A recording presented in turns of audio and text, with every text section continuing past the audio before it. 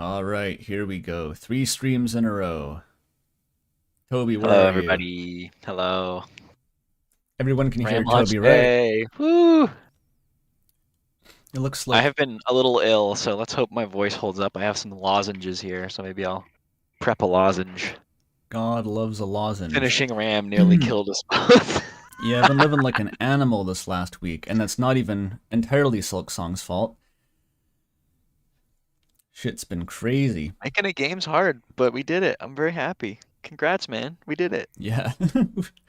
Oh man, the any emotional reaction is on hold because I'm too tired, too close to the epicenter.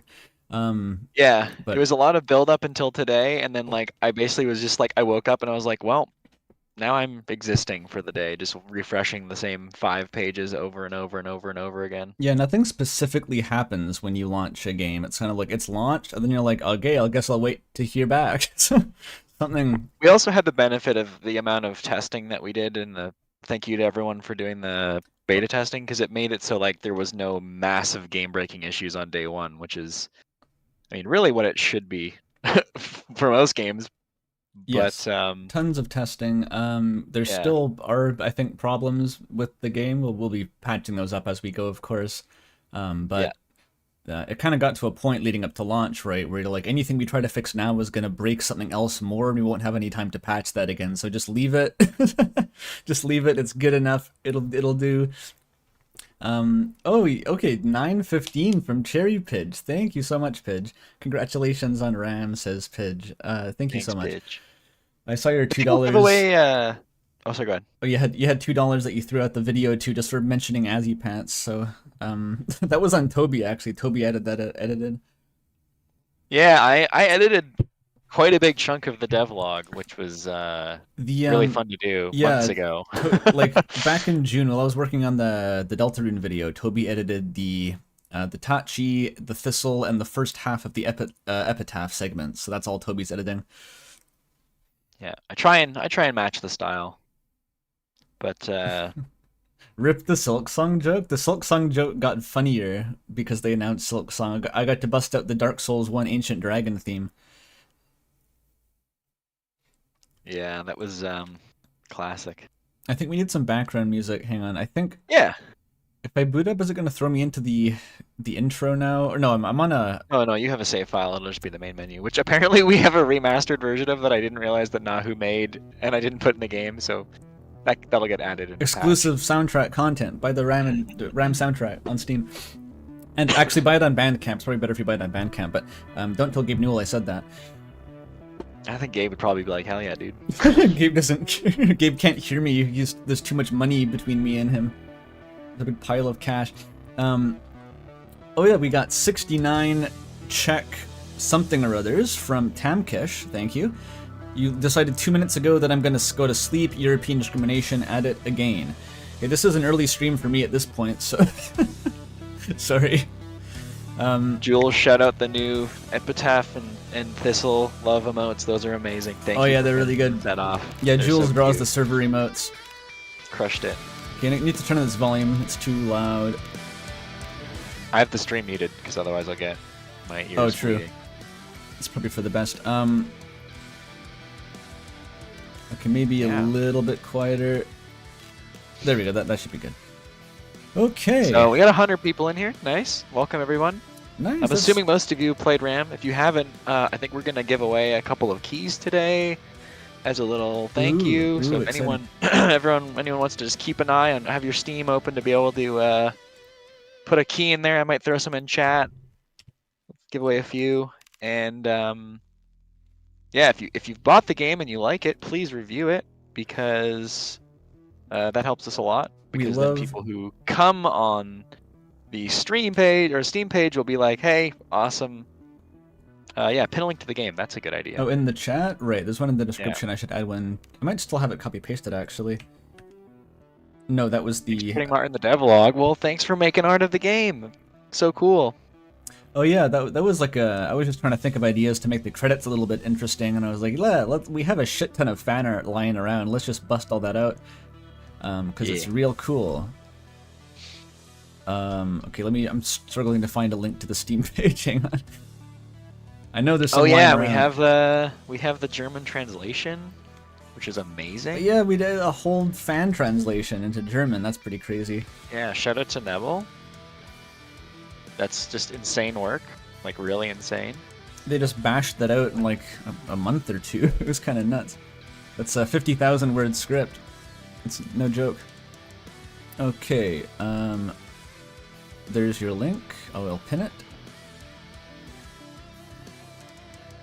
We're good. Okay. So I don't even know what the save file's doing right now. Is this the same one that we played the pre-recorded yeah, stream on? it's some fucked up debug save file. Okay. We just need to get into a run, then it'll be smooth sailing.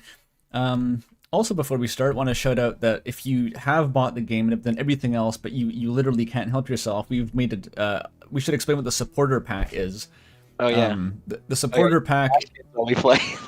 It's a DLC, which is literally, it's basically just a glorified tip button. It's really just that. Like, it is like $4 and you get a single skin pack. It's not supposed to be value for your money. It's like if you want to support the game, you get a funny little thing in exchange. So that's there. That's what that's for. So there's no confusion.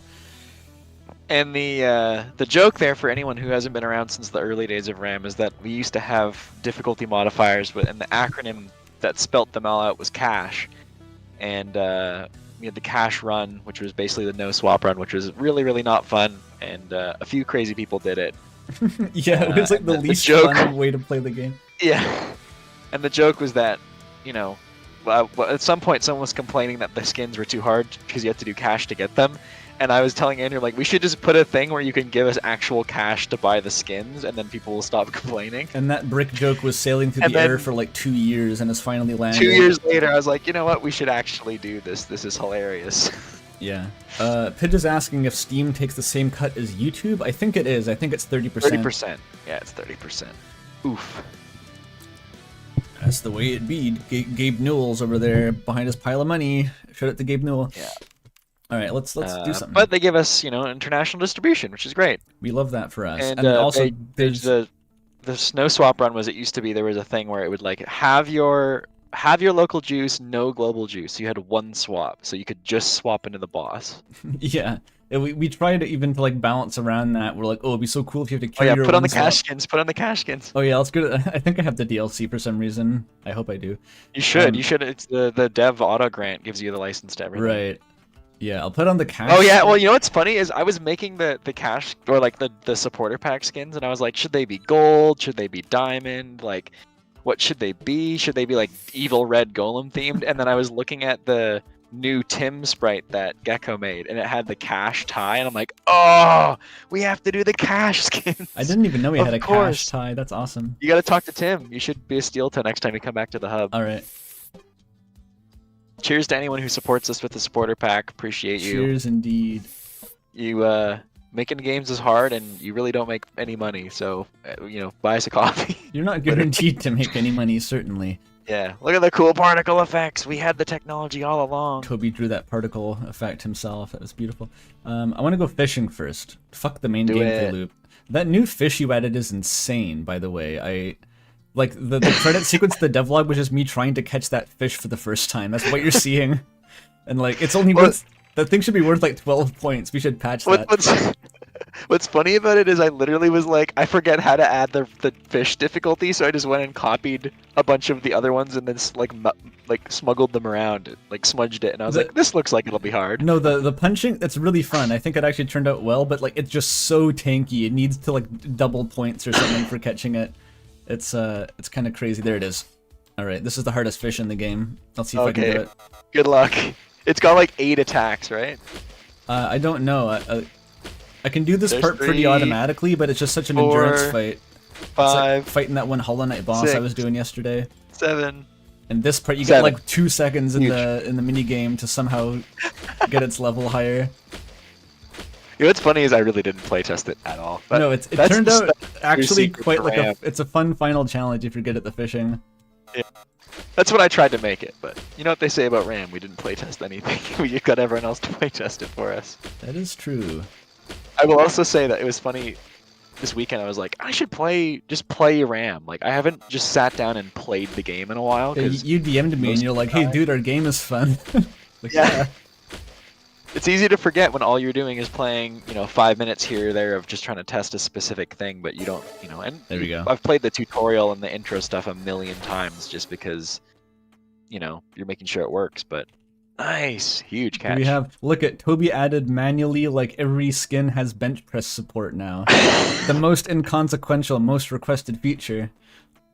That was really funny because someone in our Discord said like, "Oh, this is a bug report," and I was like, "Oh, I don't really want to go and do that." And then I was sitting there idle, and I was like, "Well, I know how to recolor things in Sprite. I'll just go do this right now." Yep. They all have bench support. I mean, the fishing skin has bench support because it's just the same as the normal one. You can't see the hat. Hi, Cuckoo. We got 50 secs from Buffer. Thank you. Nice. Rubs the wallet. Oh, I'm so full of cash. For my game Random Access Mayhem on Steam now. We'll be full of cash. If everyone buys the supporter pack, dude. Give us your hype bucks. YouTube hype bucks. Whatever the fuck that new system they That's a added weird is. new system. People have been saying it's actually good. It's like you can help videos get promoted. That's just what likes were though anyway, so I don't really see the whatever.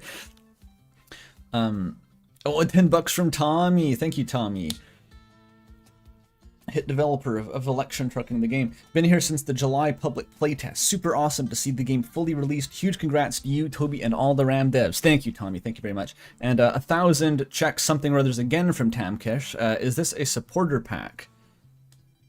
Is this? Yes, probably. The thing you just sent in chat. Although if you're donating in chat, it'll go directly to like my bank account. Toby's not getting a cut of that, so like. Yeah, damn. I'm getting nothing from that, everyone. That's fine. Go. It's okay. It doesn't bother me. Andrew works hard. The supporter pack goes to everyone on the team, so. Or no, it goes to everyone on the team with the share of the profits, which is me and Toby. Yeah. I should specify.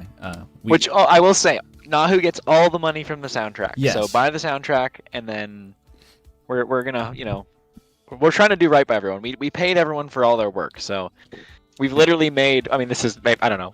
I don't mind saying this. It's funny. We've literally made no money from RAM. We paid everyone, so Hell yeah. hopefully today goes better. But Break-even It's a break even labor of love. We love RAM. Woo. Woo. Okay, so I beat the boss last time. Cookie wants to talk about that. Oh, did you and Indigo hit it off? It's always so nerve-wracking introducing two friend groups to each other. Huh. Jokes aside, good work out there. If you can handle Indigo, then our objective might be more feasible than I thought. Even if they seem less than cooperative at the moment. It's fine, I expected this. Indigo is even worse at staying angry than I am at maintaining friendships. They'll come around. More importantly, whether or not they're happy to see you isn't strictly relevant. Simply possessing them is enough to access their memories, and as I suspected, one of those memories is very useful to us. It's the likely whereabouts of another old acquaintance of mine. Or acquaintances, rather. They're not our ultimate target, but it's as good as a lead as I could hope for. Finding them will be your next objective. First, though, I got self-esteem, dude. This is huge. I did the pre-recorded stream on Steam right now without self-esteem unlocked. It was mentally crushing. I have a present for you. Reviewing the data from when you swapped into Indigo, something stood out to me. You're not giving yourself enough credit. Literally, there's a severe bug in your cognition that prevented you from internalizing the correct amount of self-worth and winning the fight. And I mean, someone forgot to type a 0, severe. It's not even part of the neural net. If I knew if we let that code pass review, I'd strangle them to death with my own... Anyway, even a rough sanity check shows that defeating a monster like Indigo should have fully reset your cost metrics. So, I added a patch to the hyperparameter station here that should correct the issue. Considering what's awaiting you after Indigo, you're probably going to need it. Thanks, Cuckoo. I appreciate that. There it is. Should I add some of these? I should get regularization up. I like regularization. We like, whatever the fucking one that gives you more damages. That's good. That's cool. Can I afford style extraction? That one's fun too. $2 from Top Curls. Thank you. Let's just give this guy money for fun. I agree. Hell yeah. Early Wizard got keys. Nice. Be sure to check out RAM when I have the time to. I hope so. If you took the key, you better play the game. Yeah. Yeah. Jeez, it's fun. Ooh, daily run. I just want to see what we got. I can't remember the last time I actually daily runned. Yeah, me neither. I fell off. I'm really bad at them. I overhauled the system here to give us like better sets of upgrades and stuff. 20% chance to dupe. Oh, enemies do double damage. Okay, this is a crazy one. There's a curve, like it'll basically roll, like sometimes it gives you a high difficulty, sometimes a low difficulty, but it'll balance it out with good hyperparams if you get a high difficulty one.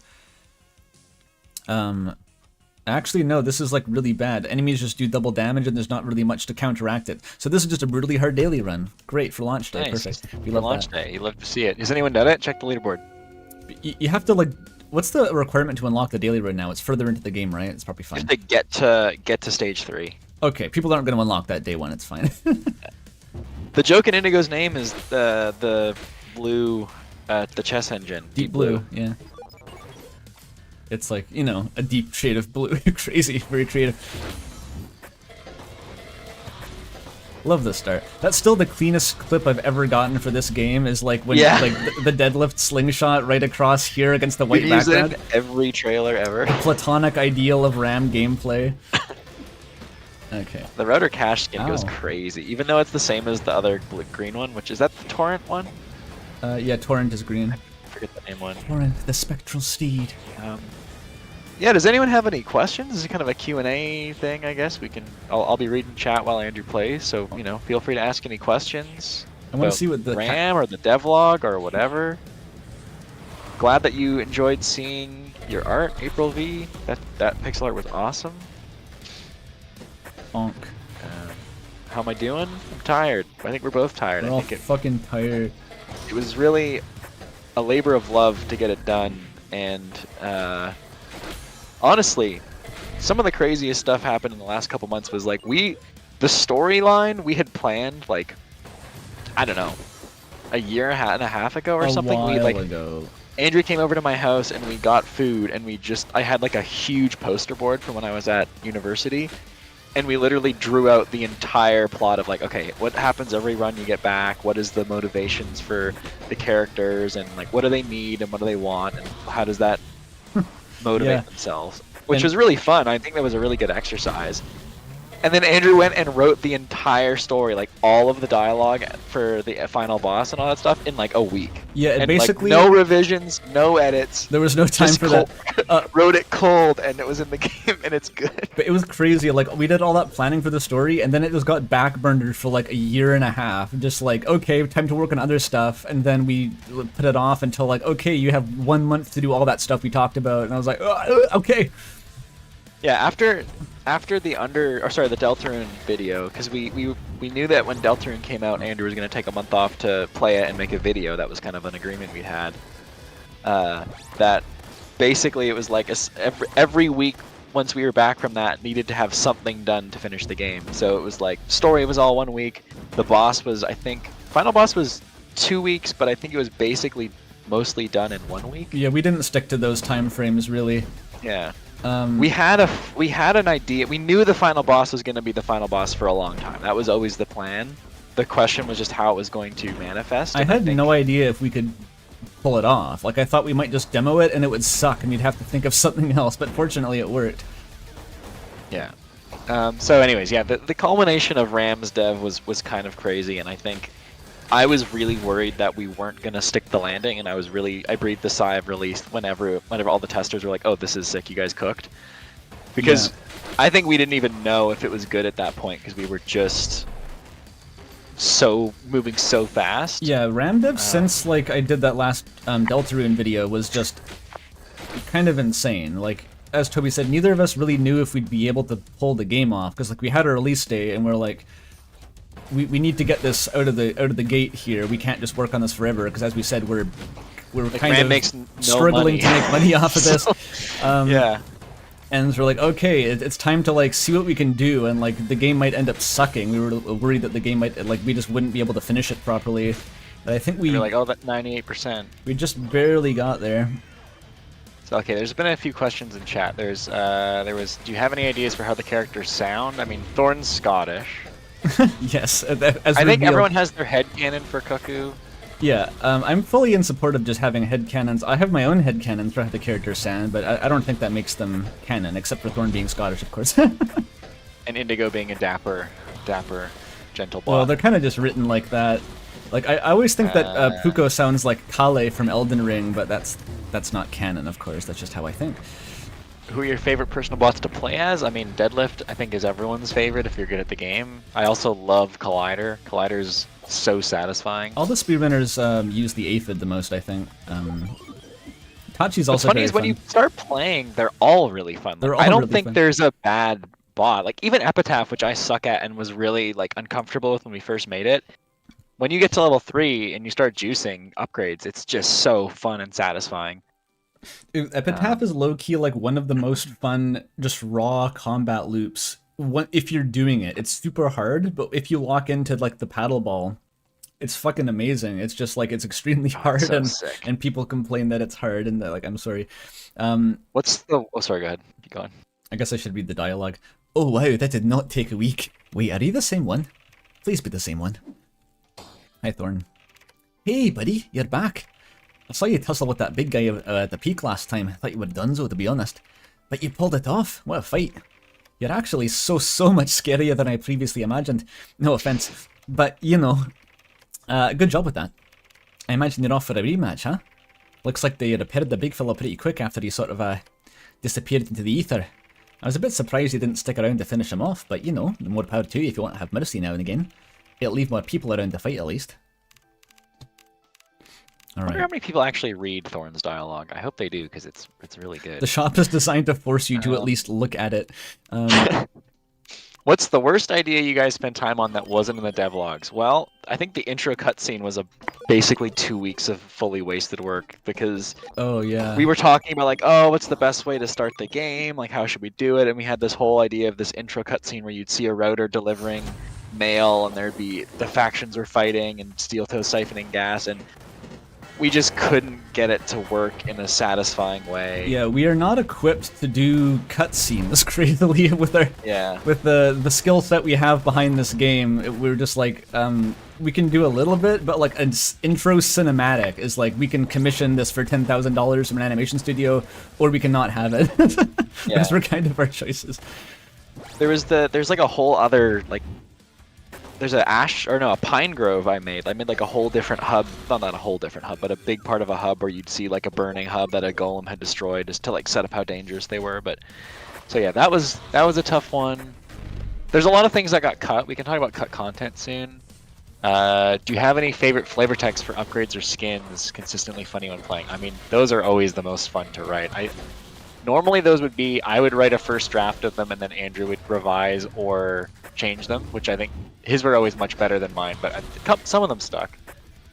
But I think most of them, I mean, increased shotgun realism is always really funny. I think I used to have favorites, but they've been in the game so long I've forgotten which ones, because I don't read the flavor text anymore. I mean, entropy is your friendtropy. I have a soft spot for it because it's so fucking stupid. It's like... That one's really funny. Some of the skins are funny. Which is a funny skin? I mean, though you wouldn't download a car. A lot of them are just references to things that I really like. Oh yeah, what's your favorite Easter egg you added to the game? I mean, the Easter egg person is the best one.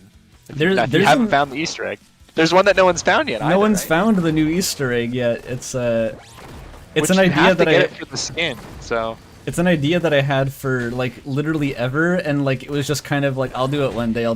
It's like just the stupidest, another really stupid idea that was like fuck it. Maybe someone will find it today on launch day and post about it in the server, but it's another hidden upgrade. What are your favorite respective favorite areas and why? Do you want to go first on that one? Like there's only 3 in the game. Level 2 I think is the best looking area. That's when we sort of like that was the perfect confluence of like Toby was getting good at skinning the areas, and we had like lots of time to work on skinning the areas. Level 3 we didn't have quite as much of the luxury of time to spend poring over, I think, the aesthetics. But yeah, level 2 is really great. Yeah, I think I have to agree. Like some of the rooftop levels are really cool with all the windows and the glowiness. There's still a hidden Peepus no one has found in the game. I don't think anyone will ever find it. But I don't even remember what that is at this point. So it's a secret to me as well. I think that's the most fun about making like all the floors have something in them that I like, because if you read the text devlog about how I skinned all the floors, I try and write like a little story in to every every area to some degree. Like there's some sort of flow or some idea, even if it's just like a little note beside a broken light. Like someone was clearly like, "Oh, you need to repair this light or something." They all have some sort of reason. So they all have love put into them. Are you streaming on the Steam page? No, that's just a pre-recorded live stream. We recorded it like 2 days ago, so it's Yesterday. basically live. Yeah. Ow. Fuck. Come here. What is something that changed directly due to feedback from the playtesters? Oh, that's a good question. A lot has changed from feedback. We've patched Tachi a million times to give people more of a reason to use its primary attack. That's one thing. A lot of things, actually. Yeah, I mean, a lot of the upgrade balance, I think a lot of smaller things that I don't think we considered. I think we backed off a lot early on in terms of like, when you're making games, you have these ideas, you're like, oh, okay, well, we have to restrict people from playing the minigame so they play the main game, and then you realize that's a dumb idea. But you're kind of precious about it a little bit, because you're like, well, I had this idea for how the game should be played. But then people being like, well, why can't we just play it as many times as we want? And you go, yeah, I guess there's no reason not to. So you have to get over yourself a little bit. Those are always interesting. Yeah, I think a lot of the feedback, aside from bug reports, was just like, the game is too hard. And a lot of those complaints were valid. Like, it's been interesting watching like the Silksong launch, because most of the complaints about the game revolve around it being too hard or not, and a lot of people are saying, fuck off, skill issue, doesn't matter, but like, I don't think that's correct. Like, you do actually have to pay attention. Like, making a game hard isn't just about not listening to player feedback and doing whatever you want. It's like, you want it to be challenging in a way that is actually pleasant for the players, and like, you as the dev have sort of a skewed idea of how hard things are. And if you're just doing whatever you think works for you and not taking the player experience into account, you're not really developing the game to be any particular challenge level. You're fucking around. So you have to listen to, if players just aren't finding something fun, then there's no reason not to nerf it a bit. Yeah, exactly. Would you ever make a Ram 2? And then there's a kind of a follow-up where I know I joke a bit about hypothetically, but if everything went right, would you guys do a Risk of Rain 2 and make Ram 2 3D? And I think the answer to that is probably not, just because it hasn't gone super well. Like, we haven't even broken our all-time peak player count on today's launch, so it's like, I think it would be a lot of work, and I think it'd be really cool. I mean, I'm not gonna lie that we haven't talked about how cool it would be to have a 3D RAM, but I don't think it's something that we're gonna pursue. Yeah. I think I'm okay with saying that. Well, we definitely don't have any concrete plans. Yeah. We go. Are you gonna move on to new projects or keep working on RAM? We're gonna move on to new things. We're just gonna be happy about finishing RAM, though. We're not gonna even think about what's next yet, because Yep. we don't even know. I think Andrew wants to make some videos. I think we all want Andrew to make some videos, because the last one was really, really good. So we'll talk about that at some point, but for today, it's just, let's be happy. Yeah, this isn't the time to discuss the future prospects, I think. I'm inside the CPU. Mimi asked, do items, upgrades interact with each other in fun ways? That's something I always love in games. Yeah, there's lots of interesting interactions. Like when you get shape charges as a router, a lot of things change. I think most of them, are there still some hidden ones that aren't actually said? I think they're said now, what happens, like careful packing. Maybe you added them? I know that a lot of the custom ones come from like Beef Tank Doctrine as Collider. It overhauls a lot of the upgrade effects to buff your movement speed and stuff. In terms of like synergy though, yeah, wherever possible we added that. Like I think it's not like Binding of Isaac, it's not that crazy, but like if you get like the whatchamacallit upgrade, like Loose Cargo as Router, the grenades you drop will just naturally inherit your other grenade properties, a little bit like cluster grenades and stuff. So. Yeah. Yeah, if you're gonna do DLC, you're done with the project is done. We're happy with it. We're really proud of it. It's way bigger than we ever imagined it was going to be. So I think we're just gonna we'll patch it and might add some memories or some dialogue or something. But we're not making new bots or new levels or anything. I think the game is in a really good spot in terms of how long the runs are and the variety. Yeah, the game has plenty content for those who fundamentally vibe with it. I think mostly, yeah, it'll just see a little bit of polish and maybe fill in some missing dialogue and stuff for scenarios that we didn't consider. Based on coiled stance, it implies the epitaph is a bunch of snaky tentacles under the robe. Is that accurate? True. That is what I Yeah. tried to imply there. It's I originally also thought about having the bat be held by like an inverse kinematic, procedurally animated thing, but that didn't work. I forgot about that. Yeah. The epitaph. I mean, like I conveyed that in the devlog. I think its design concepting phase was a bit of a disaster. Like we didn't know what the fuck it was, and we were like, okay, put it under a robe so we can have any plausible deniability we need to like it can do whatever we need. It's something under the robe that makes it make sense. Okay, Comedy Salmon. There's no new hidden Easter egg guy. There's a new hidden upgrade. There's no hidden skin though. It's just a new upgrade, but there is a memory there too. And you I have a unlock, lozenge, but hopefully my mouth isn't. Bleh. you unlock a skin for getting every memory, right? That's probably what you meant. Yeah, sorry. Yeah, you unlock a skin for getting every memory, but you may already have that from early access. Yeah, recommend it to German YouTubers because it's got full German translation. Controller keyboard is better for this. Definitely keyboard. Way better on keyboard. Yeah, it's like people will play it on controller if they're controller mainstays, but otherwise, I mean, aside from even just my usual preferences, I think it's just there's some reasons to play it on keyboard. Okay, I think I caught up with the chat, I think. I'm getting distracted. I'm doing like trick shots and shit while the swap jammers are active. Never do that. Cuckoo just told me to ignore everything until they were done. No, the skin for all the memory. Well, there's the Puku one, but there's the Wait, maybe I'm mixing things up.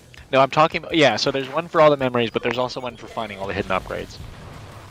Oh yeah, that's what you unlock. Because there's Yeah, both a there's memory the- and a hidden upgrade in that Easter egg that no one's mentioned yet. Yeah, and there's an epitaph skin for Cuckoo's memories. Yeah, Pop off, King. pretty fun. Ow. There's a lot of game. There's a lot of game. I was trying to think of some of the stuff that we cut for we honestly didn't have to compromise that much. I think most of the stuff that was cut was just like planned, maybe stuff that only existed in my mind as like planned story content. The story ended up definitely being a lot more pared back compared to what we once imagined, but like I have a feeling that's true of every fucking game. Like people. Yeah, basically after early access. Oh, excuse me, this lozenge is my. After early access came out and didn't set the world on fire, I think we were like, oh no, well we can't spend a year working on this. But we did. We can't do Silksong. We can't do 8 years in dev just fucking around. Yeah, so we cut. I mean, I think originally, early on, we thought maybe there'd be like kind of a Hades-style fourth area thing. Oh but yeah, that yeah. just didn't really make sense. Yeah, I we think thought that we'd was have- never like fully great. We originally planned to have the third area have its own boss, and then the final boss would be in a separate fourth mini area. But like then we realized like It just didn't really make sense. I don't even have an idea for what the third boss was going to be. Here's the epitaph. Also, I think like I love Hades, and I'm actually really excited for Hades 2 like next week. But Oops. I really the river Styx is never really my favorite part of that. It always just kind of feels like, oh, I got to do this before I can fight the boss. I like the nice Styx rallies. area, but yeah, I can show off what being good at epitaph's supposed to look like, so people are convinced that the bot can actually function sometimes. Oops. It's cool while it lasts. But there was something else I think we cut. I can't remember. There's We didn't probably cut any bot or anything. That was all normal. yeah. There's probably a think a lot million of things. I think there was definitely more like. I just keep thinking of like areas like more NPCs could have dialogue. It's such a time sink. Like designing a game with like Hades level of dialogue. I didn't realize until trying to make one that like holy shit, this just takes endless time and mental effort to just think of like more and more interactions. Every little NPC, more interactions. It's like it goes nuts. So that's like the first thing you end up cutting.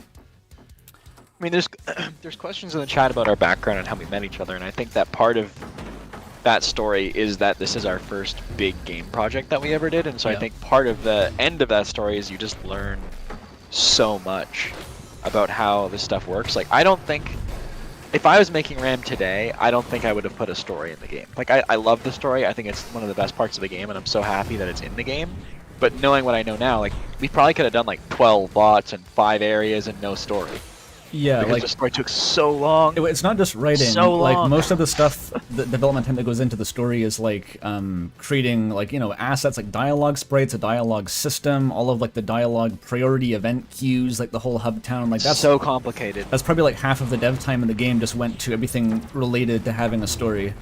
It was important to me to like have that because like I feel like I don't know at the time you The started game's this. so much more unique for it. It's so much like I think it's a really unique game because of how hard it is and because of how much story it has. Yeah, like at the time we started making this, I was like, Hades was just like the last roguelike I'd played that really impressed me. Like, because I've played a lot of roguelikes and stuff. I honestly felt like roguelikes without stories were just like a thing of the past. I was like, why ever do that if Hades exists now and it's just so much better? So I do believe that roguelikes with stories are the future. They're just really hard to make, and maybe you need to be super giant games to to really do them efficiently.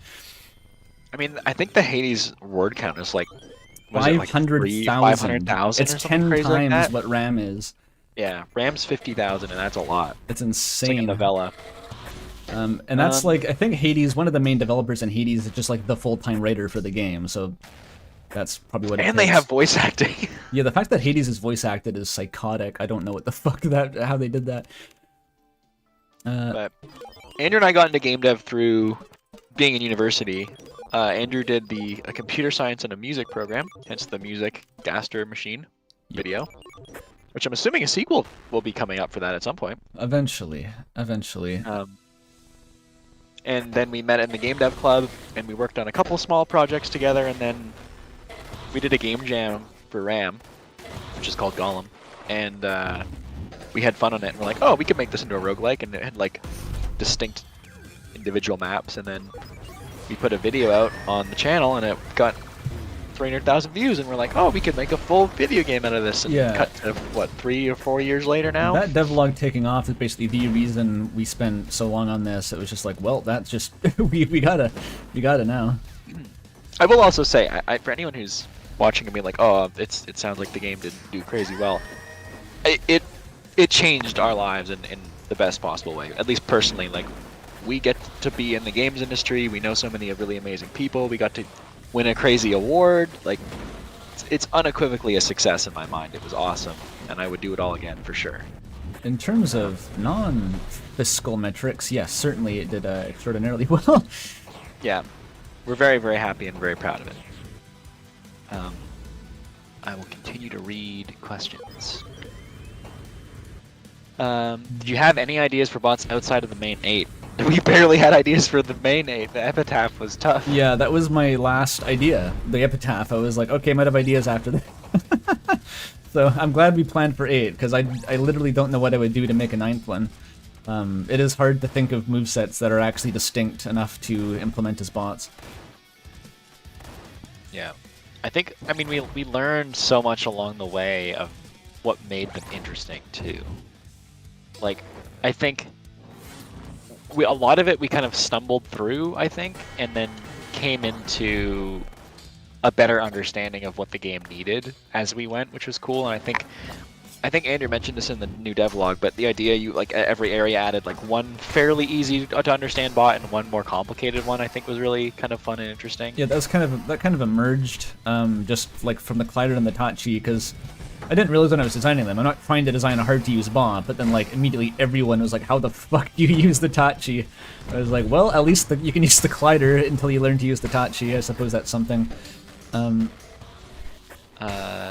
Because I like having the hard-to-control bots. I think those are my favorites. It's like having that little dexterity puzzle that you figure out, just how to control the bot being a gameplay element that you learn. I enjoy that.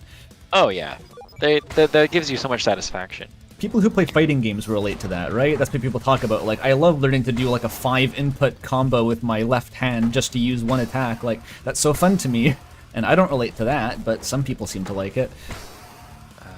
Question is, why is your profile picture a Tesla? You can probably answer that a million times. It has been since 2012 because of that Oatmeal comic. It was my Google Plus profile picture, and I never changed it, and it got auto-ported onto a YouTube account at some point. Nailed it. Are you open to adding strong mod support through Steam? similar to Isaac, or would that be too much work for you? Apparently, Steam Workshop is like notoriously difficult to set up and get working, and there's a lot of like extra stuff you have to do. So the answer is no, but we are also open to mods in terms of we're not going to restrict anybody from modding the game, and it's Godot, so you can decompile the game and literally read our comments, which is kind of crazy. Yes, there's no funny comments. I didn't leave any like Horu Observer comedy. Yeah, there's comments. nothing worth looking at in there in terms of like, there's no goofy stuff. It's just regular No comments. variables named Undyne. Yeah. There's no unused anything. I have remarkably little sense of humor when coding. Yeah. I'm not thinking in terms of comedy value. But in terms of mods, I'm pretty sure it'd be pretty easy to add like some skins if you guys wanted to, and I think you could probably make levels if you really someone figured that out. It would be a lot of work on our end, so I think upgrades are would be pretty easy to add. I say as the guy who makes the upgrades, and that's the first thing I would think of to do. But yeah. Are there any super upgrades like Beef Tank Ob Doctrine that you guys had ideas for? Probably quite a few. There was a lot we talked about. Like I wanted like a machine gun rapid fire steel toe one that never really made sense with the nail driver. I think the main one that I've always kept proposing and then we never added was the deadlift multi-grapple, like having two guys on one chain. Yeah, that one for sure. Some of them like became ideas that turned into other ideas. Like we had the finesse we had this idea of like you would get an upgrade for deadlift that made it so you couldn't grapple enemies anymore, but you had a giant ball on the end of your chain. But that just became finesse, which I think is much cooler. Yeah, a lot of upgrade ideas just got shit canned or like vetoed by me usually because I'd feel like that invalidates too many existing mechanics. Like I want to keep the ability to do these other things, but also give it some other ability. By the way, if you guys have played RAM, why don't you leave a review? Because we have 12 positive reviews recently. Awesome. We're up to 318. So if everyone who's watching right now reviewed it, we'd get past the 500 mark and we'd hit overwhelmingly positive. So yeah, it's a bit shitty that Steam forces you to have a plurality of reviews to get overwhelming, even though we've been at 98% since we launched in early access. But yeah, 98%. So go review it. That's a pretty good score. That's pretty good. It's pretty good. Higher than Andrew, Undertale. can you give epitaph tips? Maybe not while you're fighting the heap, but later on, I'm sure. Next time you get an epitaph, give some epitaph tips. Yeah, I'm curious actually, like, because a lot of people complain about epitaph being hard to control. I'm wondering how they're trying to do it. Like, because that's a hard thing to tell when you're designing it, is like, how will people assume this is controlled? That's what I don't fully get, I guess. Did I break two of them at once? Oh, I did, wow. Nice. Basically, you just pretend it's a baseball bat. That's what I've always thought. I just was reminded of another thing that got cut was RAM multiplayer. That was funny. Oh, we had that yeah. not fully working, but I think we had it so you could swap between steel toes. But it quickly became obvious that RAM multiplayer was going to be an insane amount of work. And as much as I would have loved to play it, it just was like, oh, I don't want to spend another year making this multiplayer. Especially because I think it would have been really... It's already so hard. I don't know how it would have been, but that was a big piece of content that got cut. Any plans for RAM merchandise, and if you don't, what would you want to make? Well, I don't think we ever do any merchandise. I mean, we have RAM shirts and sweaters and hats and bags that we made just like a small batches for like packs and stuff. I still have a bunch of stickers. Yeah, I got the RAM one shirt. I don't think we'll ever do it, but I would have liked plushies. That would have been cool. I think a router trash can would have been hilarious. Like Oh, a little like foot pedal trash can router would be awesome. There's no way to leave a second review. No. You're done if you've already left a review. It's fine. There was how spooky is it the game launch today of all days? Well, I picked the 15th, and then Andrew was like, "Oh wait, that's the 10th Are you anniversary of aware? Undertale," Yeah. which is hilarious. Um, It's also 1 month before Toby Fox and my birthdays.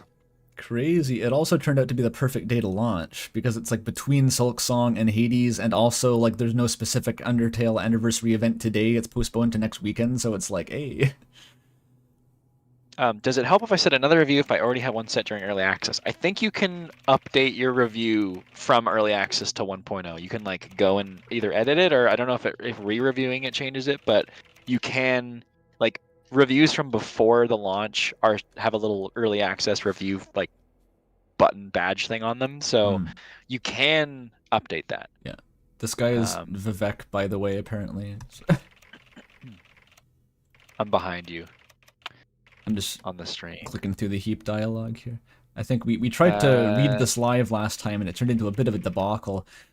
That was really funny. I was rewatching that this morning and laughing really hard because I was trying to keep up with you, but you were clearly trying to keep up with me for the Discord thing. So we just kind of wavered. It was like oscillating in and out of sync. Fascinating dynamics there. Creates like a differential equation probably. How many wishes did you guys have on release? We had 4,000. like 28,000 before early access, and I think before yesterday was like 34,000 or something like that. And I think we got another 500 today so far or something. So you're getting wish lists, but what are they waiting for? Yeah, The game I don't to go know. I guess 90% people are off? like, oh, it's. I think some people just don't buy games unless they're like more than 50% off. Maybe. We'll see. Yes, we did make merch. I literally have my router ball cap sitting on my desk in front of me and my Xylem Studios cap, and I'm wearing my Xylem Studios hoodie. It's the most comfy hoodie I own. But you can't And have I wore my it. Ram shirt yesterday. Some people got hats and stuff. Timeless got a bunch of merch. I don't know where Timeless is these days. I haven't seen them in the Ram server. I think I but saw them on ACDS recently. Maybe they Yeah. left for a while. They came to PAX when we were there for 6, and that was really cool. We met them, and yeah, they got a bunch. They got a hat and a bag and stuff. When can we expect the first Ram lore videos start popping up on YouTube? Well, there already was one. Aquatail made that, and it was awesome. That was Hopefully like sometime. a pre-Cuckoo reveal video. It was theorizing on like... Oh no, was that post-Cuckoo? I can't remember now. But there was definitely one that was theorizing like who the tutorial character was, which was like an ancient thing probably. Yeah. The 34,000 wasn't hyperbole in the dev box. No, it was literally... I'm surprised Andrew didn't put the screenshot I sent of the outstanding wishlist count. But yeah, no, like literally... We had 30,000 wish lists, and we're like, oh yeah, okay, great, the game's gonna do great, and then like 10% like- converted or less. like not even less than that, like 3% converted, and we were like, oh, okay. mind. I think like 1,000 people bought the game. Well, whatever.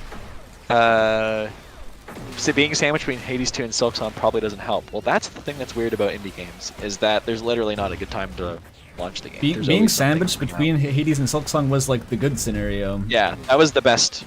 that Because could we're have not on top of Hades or Silksong. Like, if we delayed, we would have been on top of Hades. Would have been worse. Yeah, been. there's no My good time to do stream's- it. My stream's lagging out. There we go. Oh. Are you still... Can you hear me? Yeah, I can hear. Oh, okay. My stream just went down. Let's see if people in chat report that as well. Because it should be normal on my end.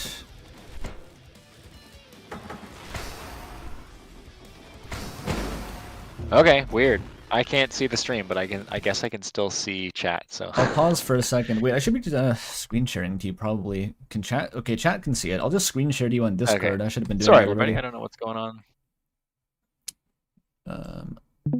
There we go. What's your favorite boss? I mean, the final boss is... Honestly, kinda hard to beat. surprisingly, I think the final boss did end up being the most fun to fight, but which is like, I say surprising because it's kind of like a Dark Souls NPC. Oh my god, dude.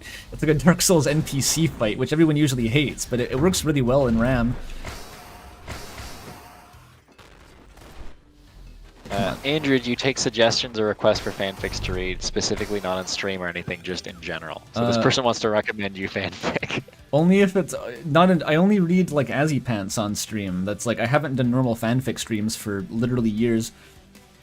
So generally no, because that's a slippery slope. People will recommend me like all kinds of random shit, and I will have to politely decline it. And I don't like politely declining things. I feel bad. So just in general, I don't take requests for fanfic unless it's Azipants. How much for you to give me a comprehensive mentorship in game dev? I will give you all you need to know $100,000. in... That's too cheap. No, I'll give you all the advice you need to know in one sentence, and that is actually do research and be data driven and like read a bunch of stuff before you make something. I think the biggest thing that a lot of people do when they're making games is they mix the idea of a product and art, which is really, really tough because most people are motivated to make the art, but like RAM is a really good game, but there's a reason why it hasn't sold a bunch of copies, is that it's super, super niche because it's so hard and it expects a lot out of you, and it's really dense. Unlike and hard to get Silksong, into. which has sold 4 billion copies. Unlike Silksong. Yeah, well, they have the provenance of. I mean, yes, there's much context, but understand your market. And people say like, oh, I didn't market my game and it failed. The true take is that most people aren't interested in the games that people are making, and that's a sad truth because a lot of those games are really good, but people just have. That's a lot of this. It's definitely the case that, as usually if you're an indie developer, you probably have a skewed view of what gamers are like in general. Exactly people, right. Like you're not the average. The people you know aren't the average. The mass market is a different horrifying beast that you will scarcely comprehend until you've actually waded into it and seen like, damn, no one gives a shit about this thing I thought was cool. And whether you want to chase that mass market is a different question, but like it's a question that you will inevitably you'll be confronted with it at least. I haven't looked at the game since the first demo. What are accessibility options look like? Why don't you show the accessibility options menu off? We got accessibility options. All right, we got accessibility. You can do a lot of stuff. Screen shake. You can change the swaps warning meter. You can change the speed of the text scroll. All the VFX basically.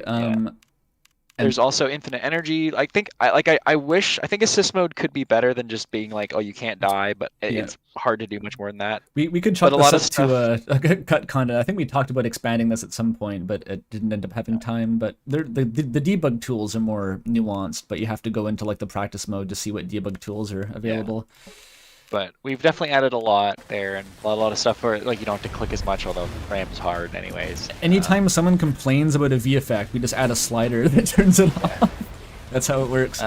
If I make a RAM fanfic, will you read it? Potentially. I could do, if there's like a few RAM fanfics, I could do like a fanfic.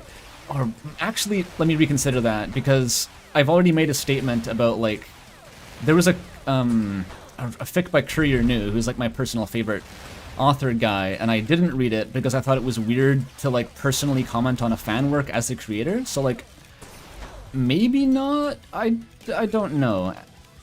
Maybe I'll reconsider that if there's like a lot of fanfic that's queued up to read. There's a big donation. Oh yeah, shit. What is that? The Ginger Heap with 50 pounds, massive. Thank you. Damn.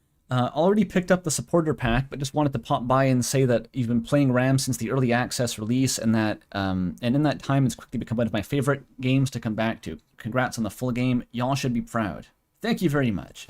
Thank you so much. RAM is totally the kind of game, like, it clearly doesn't appeal to everyone, but it's so consistently, if it does appeal to people, they say like, I can put dozens of hours into this. So it's like that. It's great.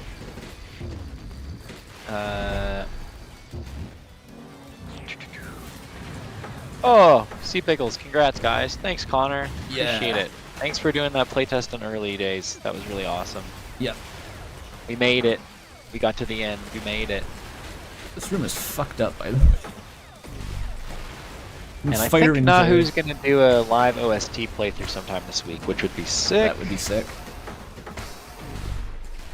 That would be awesome. The new tracks especially we got for like the level 3 and the final boss and stuff are some of the best work he's done for the project. How many hours have you logged playing the game at this point? I think my Steam library has RAM at how many hours was it? It's less than you'd expect. I have 500 hours. 82. I have 82, but I play with Steam closed a lot, which means it doesn't actually. Oh yeah. Because I play in the editor, so no, I would probably say I've played RAM for like over 1,000 hours. No, I think the editor logs it. Like I think it's been. I wouldn't have 500 hours if it wasn't counting editor time. So. Only if you have Steam open, though. I think I always have Steam open, just like an auto boot. Yeah, I don't. Ooh, Ruth Sharenko. Are you gonna do anything else with RAM beyond bug fixes, or is the game just done? The game is just done. I think it's up to Andrew if he wants to add more memories and some dialogue stuff. There's some places that could use the polish, I think. I think after a little bit of a period, I'm going to have some energy back to fill in a little bit of like missing dialogue and stuff. Right now I just feel exhausted on dialogue. Like anything I write just feels like it's kind of boring and is a chore, so... I think it's something people don't realize too is that like anytime you add anything to a game, even as trivial as dialogue, it adds so much extra work that you have to do. It's not just like you can just type a conversation and it's in the game, because okay, now it needs to be localized, so we need to make sure that there's all the languages we support have it, and some of them are fan translated. So it's like, well, we have to wait for the person to be nice enough to translate it again, and then we have to add it to how it gets triggered and how the memories are going to be spawned in and stuff. So nothing is simple when it comes to game dev. And if we had an ideal system, like we did our best in terms of setting up systems that would make things easier, but they're not perfect, and every little thing you don't do perfectly just creates more friction down the line. And yeah, I bet Hades has a better pipeline for adding dialogue to their game, for example, if they're adding 500,000 words. Why not? Let's just load up Thistle with weird shit. I don't have the 500. Too poor. That's the only time that there's been like an upgrade in a shop room. I didn't realize that. That's a funny consequence. Yeah, no DLCs or anything. Just the cash skins, which are hilarious. What sort of systems, if you don't mind sharing? Just the dialogue priority queue and stuff. Like, there's a little bit of infrastructure on the back end to make that work, but it also adds overhead, because you have to like you add a line of dialogue and then you like add it to like the dialogue master like story registry thingy, and then you have to there's like an event log, so that like it makes sure that when the thing happens it gets triggered properly. And like there's so many issues. Like even when I was playing just on my own for fun, like I think I beat 2 bosses in a row or something, and then like the game just doesn't have handling for a lot of those sequences where like that's why Hades has such a long script, is that they react to literally everything you do. And you do not realize how hard it is to do a system like Hades until you try it, because like it is so easy having a priority based reactive dialogue system. Like different events will happen in like 10 times more different configurations than you could ever picture, and they'll always have some weird conflict and like, okay, this doesn't make sense here, and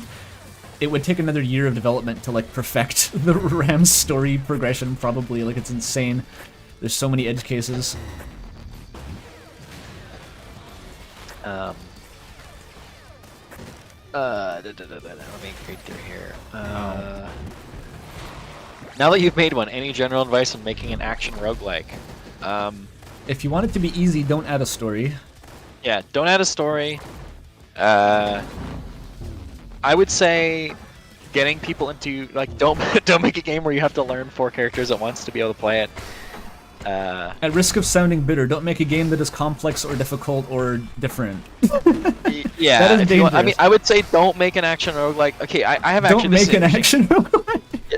This is interesting for people to understand, though, I think, is like, if you look at like tags on Steam, right? This is where we get into like some game dev studio stuff. This is...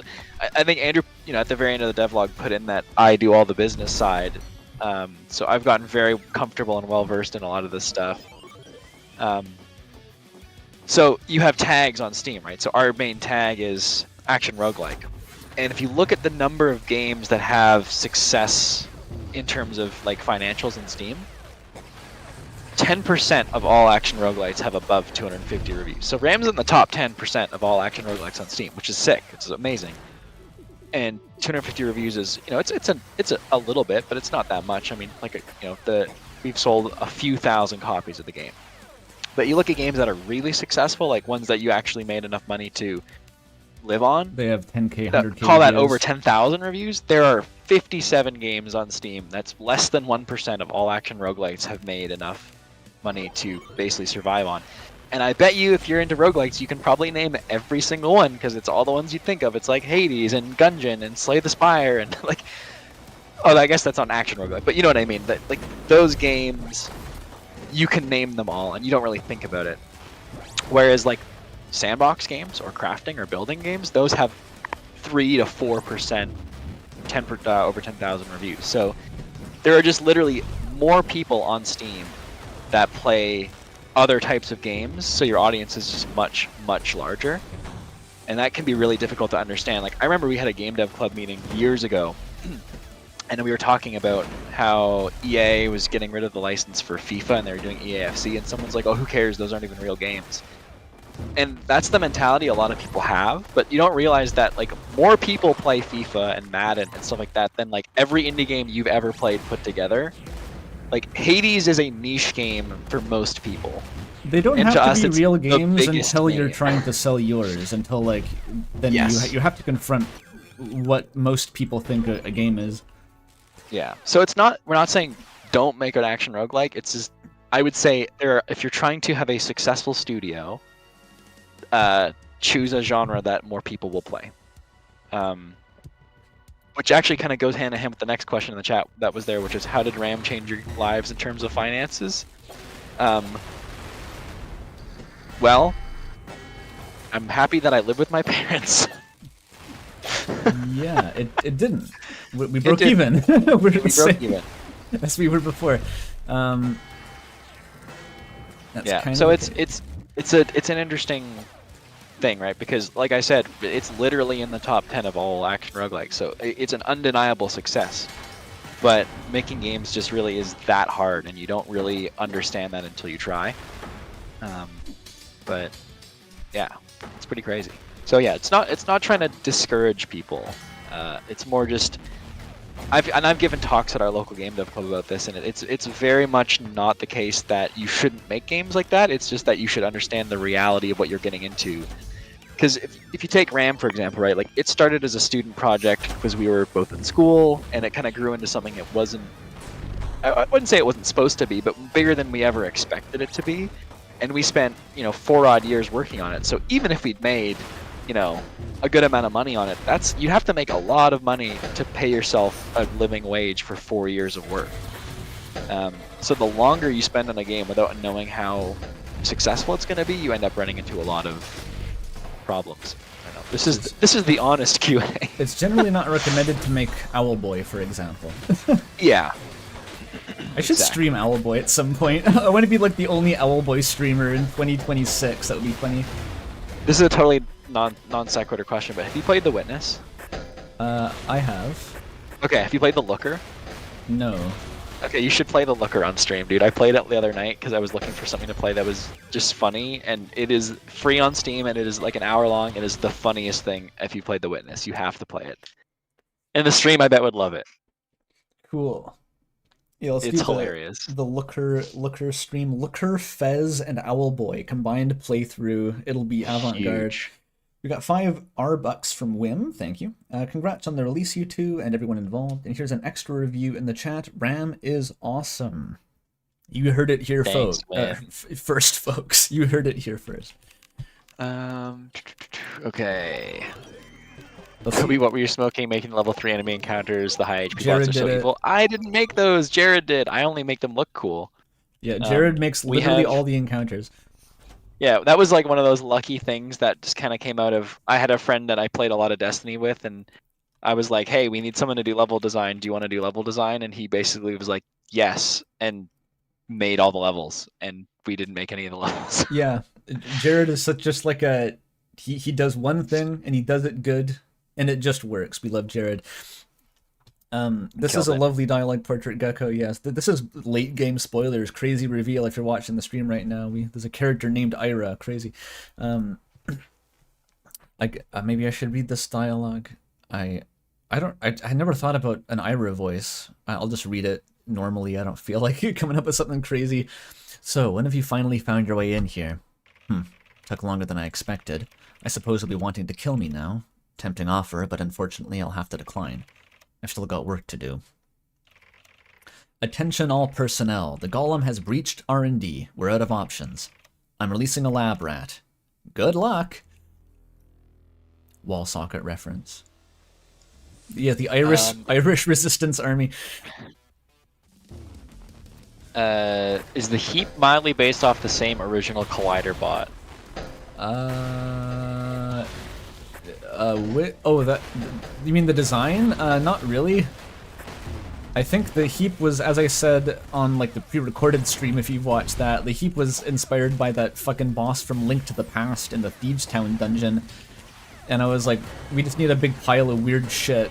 Okay, I forgot that I'm fighting a boss. We had an here. idea early on. Like, I mean, some of the early boss ideas came from Hen's like asset packs that we were using. I mean, there was this one that had this kind of glowy orb head, and we're like, what if you would like had to break it and pull its head out to do damage to it? Oh, true. Like, Yeah, you had the idea for like using that asset. Yeah, the heap kind of became like that. Yeah, Dog VA played our game. Yeah, it was cool. He really didn't like the reading. didn't really I did like email it. with him after that, and hopefully he'll play it again. I got wrecked. If you don't pay attention during that final boss, you just get wrecked. I was not paying enough attention there. As you see, you fight another golem. Alright. Why did you guys make the heap so hot? That's just your opinion, man. Hey Noctis, you look wound up today. Well, we've been warned that Tachi and Collider reinforcements may be incoming from Oyama. Right, and what's so scary about that? Were you hoping to not survive the golem outbreak? You don't get it, Pump. While on guard duty, I keep myself in a state of immense mental tension. Split seconds spell the difference between life and death in this industry, so I give myself exactly 300 milliseconds to decide whether each bot is friend or foe. If I haven't shot within that window, I accept that they're either a friend or that my life is forfeit. Naturally, you can see how I'd be worried about the introduction of unfamiliar allied clans to Ashgrove 6. Noctis, did you happen to pick up this guideline from Throngler the Fourth? What does that matter? You're being punked. What are you talking about? The 0.3 second rule is common knowledge. Says Throngler. Love those two. I don't think anyone gives the gate guards the respect they deserve. Everyone loves the loves the bench press boys, but Yeah. bros, but no Noctis love. Epitaph tips. Sure, let's go into the fucking, practice room, and Practice I'll give mode? my epitaph tips. Oh, it's a... Oh yeah, that'll be good. Cutscene. There you are. The Conqueror of Oyama returns. Oh yeah, because you beat the heat. It would have broken. Well, it wouldn't have broken, but... The Conqueror of its cellar, anyway. Still, pretty good in my books. I think I found a way to accelerate your progress, as long as you're willing to kick things up a notch. You'll have to shift your focus inward. Intangibles, mental gains, self-improvement. Voluntarily performing endless numbers of runs with progressively more unhinged handicaps. That kind of thing. Did this dialogue not get updated, actually? It did. It's just, it doesn't reference the early access anymore. It just says, like, hey, if you want to try and make it harder to move faster, you can now. I thought that I wrote a new script for this, though. It might not have made its way into the localization spreadsheet. I feel I never got sent it. Maybe I'm misremembering. You'll find I've added the new page. Bye, Gecko. Bye, Thanks for hanging Gecko. out. Good And drawing job. all the portraits. They're really good. You'll find I've added the new page to the hyperparameter interface here. I'm calling it the Adversarial Learning Initiative. It provides access to modifiers through which you can intentionally apply stress to your own neural net. This, of course, has no obvious benefit and is extremely dangerous, but I have a hunch you'll find it preferable to being bored or stuck.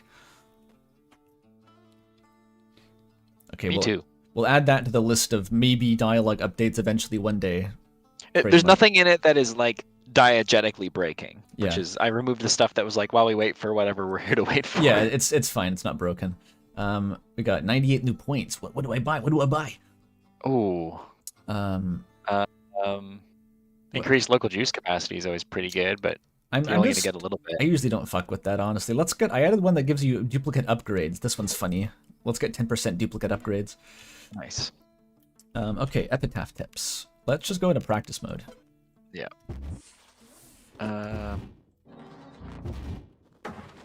Got this Is this guy one of those Boston Dynamics dogs? It's our own in-universe version. they're a Finch Tech dog. Different company. Boston Dynamics, I assume, went out of business sometime in the early 2040s. But so epitaph. I think the mistake a lot of people make is they assume that you hold the mouse toward where you want to aim and then you let go. That's not what the spot does. It's not a point and click. It's a physically simulated baseball bat. When you click, the bat points toward where the mouse was, and then it swings toward where the mouse goes. And so the most efficient, you can click and then drag and hold it and do that, but the most efficient way to do it is a gesture input. You grab and swipe, grab and swipe, grab and swipe. And you sort of just swipe through your swing arc, because the swing arc is fixed, but I find a natural mouse swing will just sort of take you through where the swing is actually passing through. And to hit the ball toward the target, you have to hit the ball perpendicular to where it's going to go. And so, if I'm aiming at this, I want to be hitting the ball like this. And I think a mistake people make is they try to like aim the initial toss. The toss isn't aimed; it just goes up always. So you don't have to worry about aiming that. Just like have the mouse toward where you're going to start the bat, and then swipe toward it. You swipe through the ball. You don't aim by like pressing toward the enemy. You swipe perpendicular, like you're actually swinging a baseball bat. And it also helps to like move toward the ball with your arrow keys too. Like just move in the direction you're swinging. And it takes, you have to build up muscle memory for it. But once you learn it, it's actually very consistent. Like, Unless you have pitching arm. yeah, pitching arm is a different system where you, I can show that. This one automatically throws it at the first enemy, but then you still have to rally it out of the air if you want to keep doing it. But It is honestly really fun.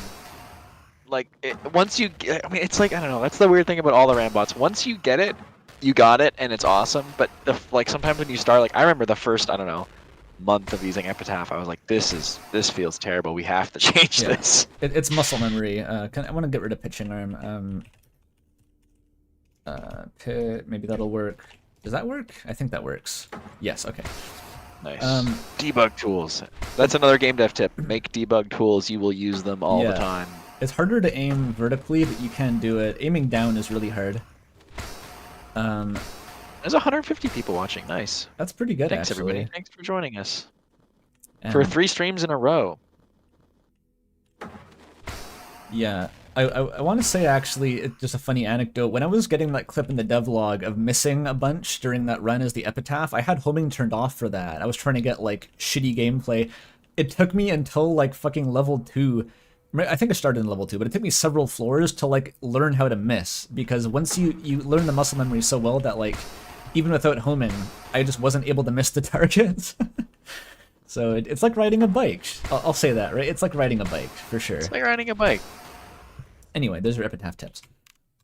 Yeah. All right.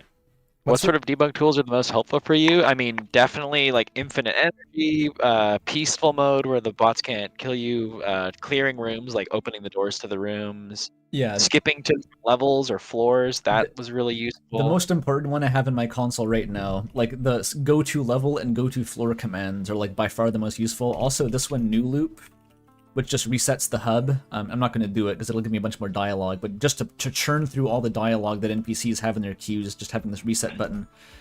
Anything that you find you're spending time doing, just you make a hotkey for it, and then you don't have to spend time doing it anymore. Yeah, exactly. I mean, giving yourself the upgrades is great too. Like the amount of times I've killed the CPU by giving myself 100 reload coroutines and just left click, right click. Yeah, I'm going to try the daily. Is the best. Why not? Enemies do double damage on this daily run, so this isn't going to go well, I think. Can I mean, for people who watch the devlog, it is interesting to like see how you have ideas for stuff. Like the epitaphs were completely different. Although what's funny is when Andrew went back to get that footage, you were like, this probably could have worked still with the new ball physics. Yeah, like using... Forget what I did. There was some... Because I basically had to remake the original Mortar bot in order to get that devlog footage. Like, I didn't have good enough version control that saved a snapshot of it. But there was some, like, mutant halfway point that I reached where I was like, damn, this bot isn't actually that bad. Or, like, it could have been better if I did a couple things to it. But, I don't know. If a design just doesn't work, you have to... You gotta bail sometimes. All right. Yeah, the idea for the pinball was fun. That was interesting. And yeah, the epitaph that just looks like a huge beer bottle. I mean, it cannot be overstated how much the epitaph was like, oh no, we need to get something done because we had the announcement, like Penn messaged us being like, hey, yeah, I'm gonna be going on paternity leave at some point here, and we kind of just were like, well. It was a bad time to be stuck. I was like burnt out then too. I wasn't like doing well. Like that was right when the early access had came out. Yeah, we were like, we had just released, and we're like, oh goodness. Yeah, I say. Do you do the devlogs for personal tracking purpose, or more to have a record to look back on for all the work? For promotion. Just for marketing. Just for promotion. They are so much work to do. They're a lot of work. All of them are weeks, if not months of work to do. They're honestly not as fun to make as Deltarune videos either. They are kind of fun, but Yeah, there's something we do to help the game reach its audience. Yeah. And yeah, I'm happy you're asking lots of questions, Chillin. Keep it up. What's your approach to sound design? We didn't make the sounds. Tom did the sounds, and our approach to it was make it sound like this, and then he would go do that, and then we would say yes or no. We did not have incredibly involved sound design pipeline because Tom was working pretty informally, and so we just kind of like we'd queue up a bunch of sounds we needed, and then Tom would make them, and it'd be like changes requested, yes or no, and then yeah. The deadlift used to have like a very much like a chainsaw sound effect kind of thing that was not ideal, and then we got the kind of proper wind-up sound, and that was good. Come on, then. Break. Oh. Yeah. But yeah, I mean, Tom killed it. For someone who's not a professional sound designer, he did amazing. Yeah, this was Tom's first game that he's worked on, so like. Yeah. Most of us. I mean, that's the weird thing about RAM is it's kind of like I can't believe it actually came out as good as it did because a lot of it is just people who either were working on it completely informally. Like we paid everybody, but there was very much like there was no hours. We didn't have like, you know. Everyone except for Penn and Matt were basically like first time crack at the bat, right? Yeah, pretty much. In terms of making a game, like obviously Nahu knew how to make music, but like, but for like Toby, for example, like literally had no experience doing environmental art before making RAM, so like that was kind of crazy. Yeah, the only reason I skinned all the levels because no one else wanted to do it. And could do it. I technically had no experience writing dialogue before making this game either. I just written scripts. Oh my god, what the fuck is that? Damn. When did these guys get here? What the fuck is this? Those guys dropping behind you on screen. Why are there two of them? Or alley, I mean. Oh, it's duplicate enemies must be on, that's why. Yeah. Which placement of the UI do you end up relying on the most? I mean, honestly, I always use just the swap bar in the bottom left. People want I never use the local bars on top. People wanted those, but I never use them. I don't look at the UI at all. I just memorize what everything should be doing and hope that it works. It's a bad spot to be in for like usability testing of your UI because I just literally don't use it. I'm dead as fuck. No, Penn USB mic worked for Dumpkeeper. This was for Gecko's first commercial project. Yeah, Gecko's she's in school for a college student. Game art. What is one of the most tedious things beside localization and bug fixing that you've had to spend time on after the main development? I mean, the dialogue, like the writing of it was Andrew, and then localization is tedious. Tedious is hard. I feel like I don't know. I feel like Toby does most of the tedious tasks. Yeah, I kind of just do what needs. I mean, making menus is like really tedious, and then you got to make them work with gamepad, which is a whole other thing. And a lot of the stuff like making sure the skins unlock properly, or adding achievements are easy, to be honest. Yeah. A lot of it is difficult to come up with different. Coming up with unlocks that are interesting enough for all the skins, that's a difficult one. But that's the other, that's not tedious, that's my nemesis, is like the difficult creative thought. That's the other side of tedious, where it's just mentally exhausting, you have to think of new things all the time. Oh, hi Bob the Builder. Gamepad is cooked. You did a good job though. Lee did a good job. Shout out to Lee. Finally got a shout out in the devlog credits there, yeah. Honestly, there's a lot of stuff, like that was one of the... So many people chipped in on stuff where like Lee did horde mode and the save system and a lot of the enemy spawn logic was super a lot useful. of backend on our like encounter design systems. Yeah, super useful. And then a lot of gamepad improvements. It's still tough to play on gamepad, but it's playable. We got memories. Oh, you unlocked the memory system. Exciting. Apparently that string is not working in the Chinese localization. Yeah, we keep getting. I can't get it to work. It's literally the same call as like the fishing thing, which works. It's just like VFX generate pop up or something. I don't know why it wouldn't work. It's me, Cuckoo. Undertale reference. Is that all? Yeah, Cuckoo. No one cares about your dialogue, Cuckoo. There's better memory dialogue later. Okay.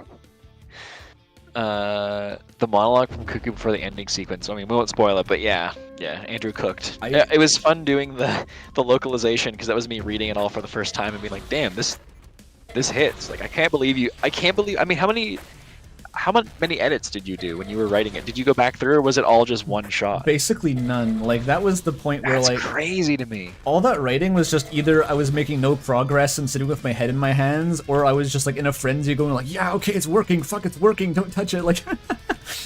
And I just had to cross my fingers and hope that it wasn't shit, like, because there was no time to really be too precious about it. I just had to go on to the next thing, and like, it's really surreal, honestly. I could rant for a while about writing it all like that, but just like having a whole idea of like maybe what the story could be, and going from that to like within a month to just like vomiting it all out as best as I could and hoping that it wasn't dog shit.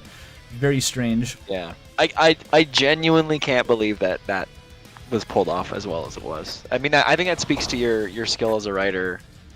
Like, I don't know, I couldn't have done it, and it's very, very heartfelt and meaningful. When I read it, I was like, wow, this hits. I tried to not pull too many punches. I don't know. I was thinking about like the fucking Deltarune quote, what Gerson said about like irony is what kills your story. I had to like channel that. I was like, it's not cringe, it's sincere, it's not cringe.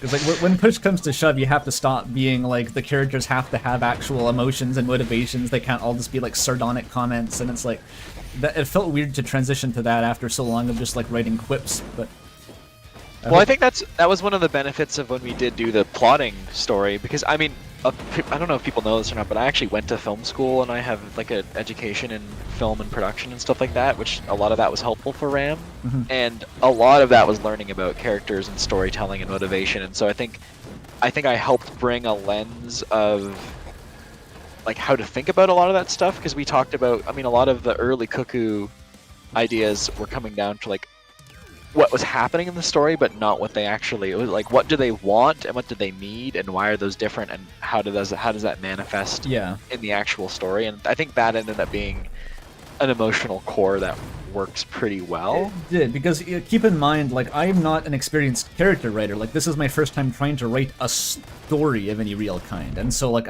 we got a $50 donation. Let me finish my thought though. But yeah, like it was never mind, I'll leave the donation because I derailed my train of thought. $50 from Witchbird. Thank you very much. Very generous of you, Witchbird. Congrats on the launch, Xylem team. Appreciate that. Appreciate that. Thank you. Yeah. The emotional core of Cuckoo and the plotting we did, you were talking about. Yeah, because like I was thinking like, okay, I can do character voice, I can be funny and stuff, but like actually thinking of in terms of like a character having like an arc and a story and stuff, no experience. And so Toby definitely harped on me a lot to be like, okay, what does Cuckoo like want? What does Cuckoo think about this stuff? And I was struggling a bit, but I think it came out okay in the end. I know. Oh yeah, definitely. Definitely that plotting session, we had a little bit of not quite a disagreement, but I know we were talking back and forth. Like I wanted to go more of like a bitter and cynical approach, and you were thinking more in terms of like having satisfying emotional payoffs and stuff. I think we landed between those pretty well. Definitely. I'm very happy with how it turned out. I think it's, I mean, we can probably, I don't know if people have actually had time to beat the game. I know there's a lot of testers, but one day we should do a spoiler stream or something and talk about a lot of the later story stuff, because I think there's a lot of fun, interesting things about that to get into. It didn't end up quite being like a Hades story about family, but it didn't end up quite being Cruelty Squad either. I think I was initially picturing something a little bit closer to fucking Cruelty Squad. I'm just gonna go back and see if I missed any questions. How long did you have the idea for what Gollum stood for before you actually put it in? I think Pretty literally when I early. wrote that dialogue box, I finalized. Oh, well, we had a backronym for a while, but I can't remember if it was that one. No, or it not. was unfinished. It was always like general optimization, liveware, something. And so like literally just when I wrote that text box, I had to figure out like, oh, I guess it's that, sure. Are there any juicy secrets to hunt for in the game? I mean, there's a whole hidden skin if you can solve the puzzle in Ambush, but I doubt you'll be able to, but maybe you can. That's like a crazy one that Toby added. There's no other ones. I didn't add one for level 2. There's still the hidden Easter egg that no one's found yet, remember? Yeah, there's the hidden room no one's found yet. Which that one shouldn't be too hard to find. No, I mean that one, if you look, you'll find it. I'm playing the game for the first time. Computer issues, but having a lot of fun. Hooray! Do you have many typos while writing? Because when I get into a zone-like state, it feels like I go crazy, but then I read it and I have a billion typos. Yes. I mean, yeah. There anyone are who's, still typos in the game. anyone who's seen me type in Discord knows how many typos I can generate. So yeah, usually it's actually dangerous because if you're typing directly into the RAM editor, there's no spell check, and so often what I do is I just copy paste all the shit that I just added into a Google Doc and just check for spelling mistakes, which catches Well, some and of it. it's doubly brutal because you have that, and then when I localize it, I put it in the spreadsheet, and Google Sheets doesn't spell check by default either. So I manually have to go through and try and read it, and then the amount of things that slip past both of us. So we do have 2 layers of safety, but it happens a lot. There are still typos. Yeah, there was a lot of typos in the level, like on all the 1.0 dialogue, definitely, because like that was the shit that I wrote at 4 a.m. How shippable would you say the bots are in a romantic sense, or by mail, your choice? I mean, routers are inherently shippable in terms of their ability to deliver Yes, mail. the most shippable. Aphids are the think hottest, as we established. Yeah, they're very hot.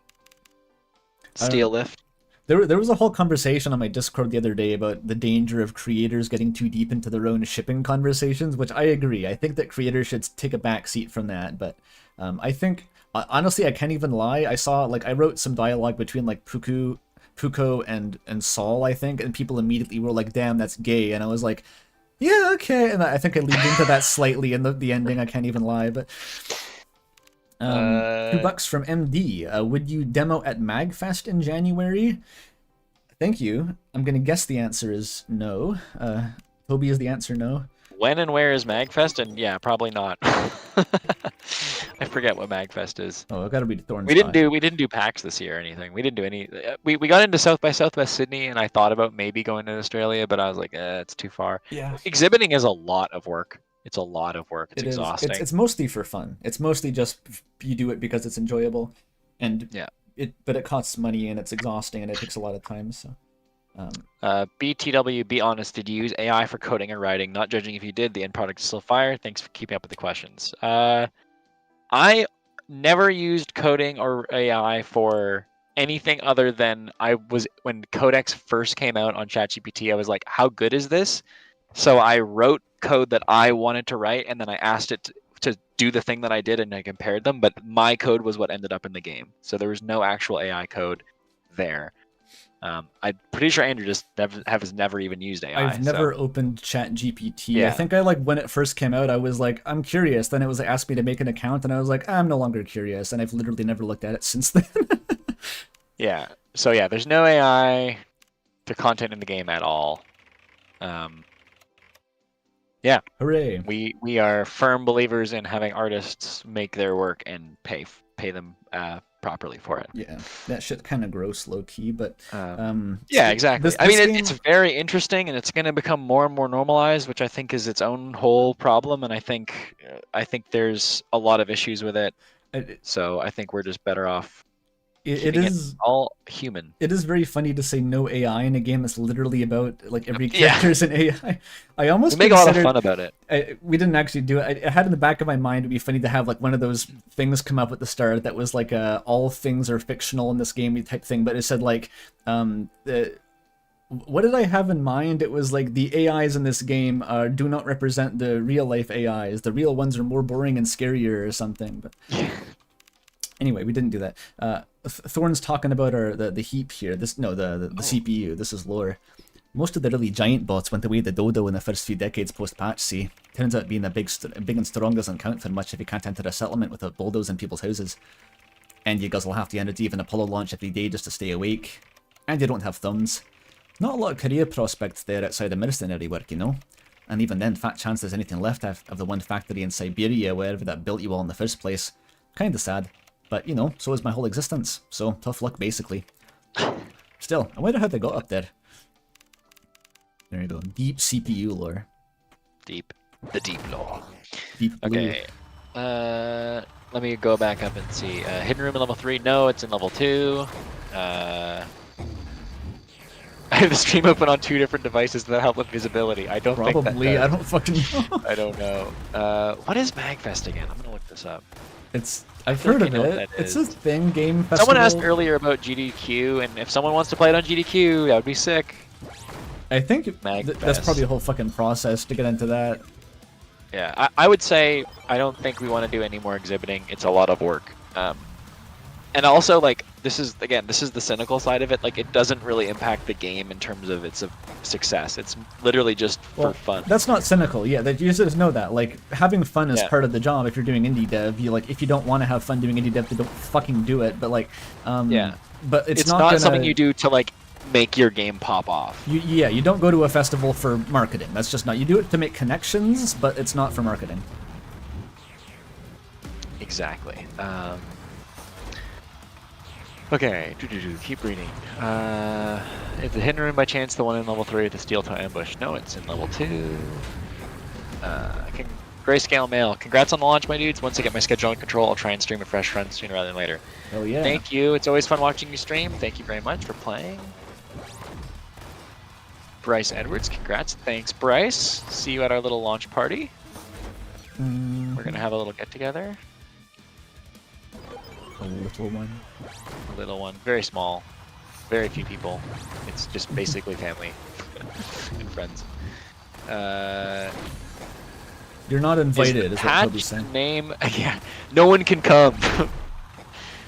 Although I think maybe we'll do something in the Xylem server. We can hop in and play some games in the Xylem server. Yeah. Is the patch the name of the OS update that made the bot sentient, or is the name of the event that killed all the humans, or both? Kind of both. I mean, the patch is explicitly revealed in like the story dialogue in 1.0, so it's no longer like a dangling thread, at least. Okay. More people get in the game. How hard would it to implement an actual chess engine for the CPU and Cuckoo to actually play a game of chess through the column? Probably hard. I don't even want to think about it. It's like you just have to tie into some fucking Stockfish API for $30 a month or something. God knows. RAM at AGDQ would be awesome, but it would be on the speedrunner to submit, not the developer. Yeah, exactly. Like, if someone wants to speedrun it and do the work to submit it, I mean, I think RAM's a really fun speedrun game to watch. I can't wait to watch Aquatail and Burger Minus do runs. I think it's going to be sick. But, yeah, I don't think... I mean, it's up to them. And you couldn't have me on as a guest commentator because I definitely swear and I'd get you banned from GDQ. I'd talk about Owen Wilson and Air Canada, and I'd say fuck. Damn.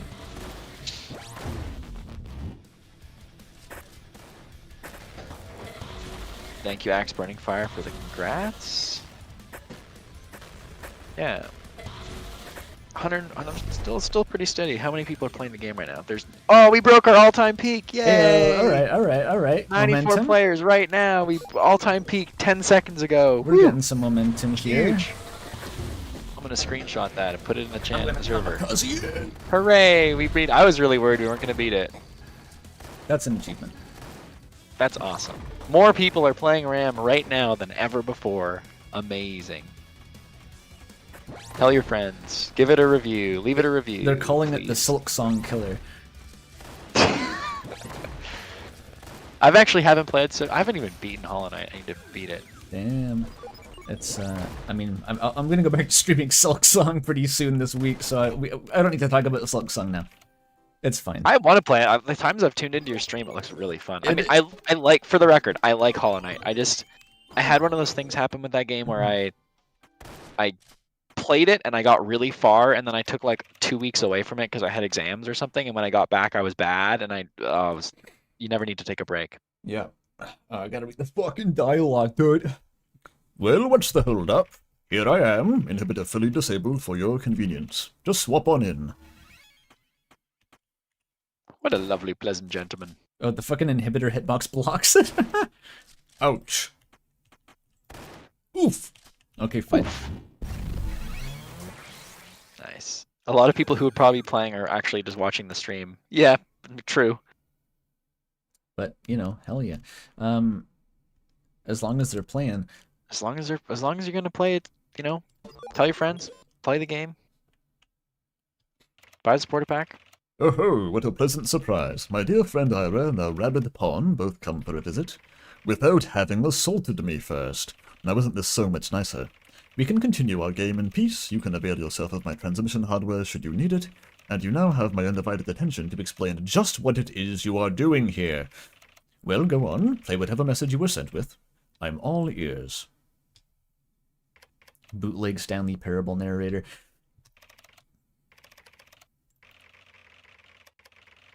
Banger. I popped off writing this.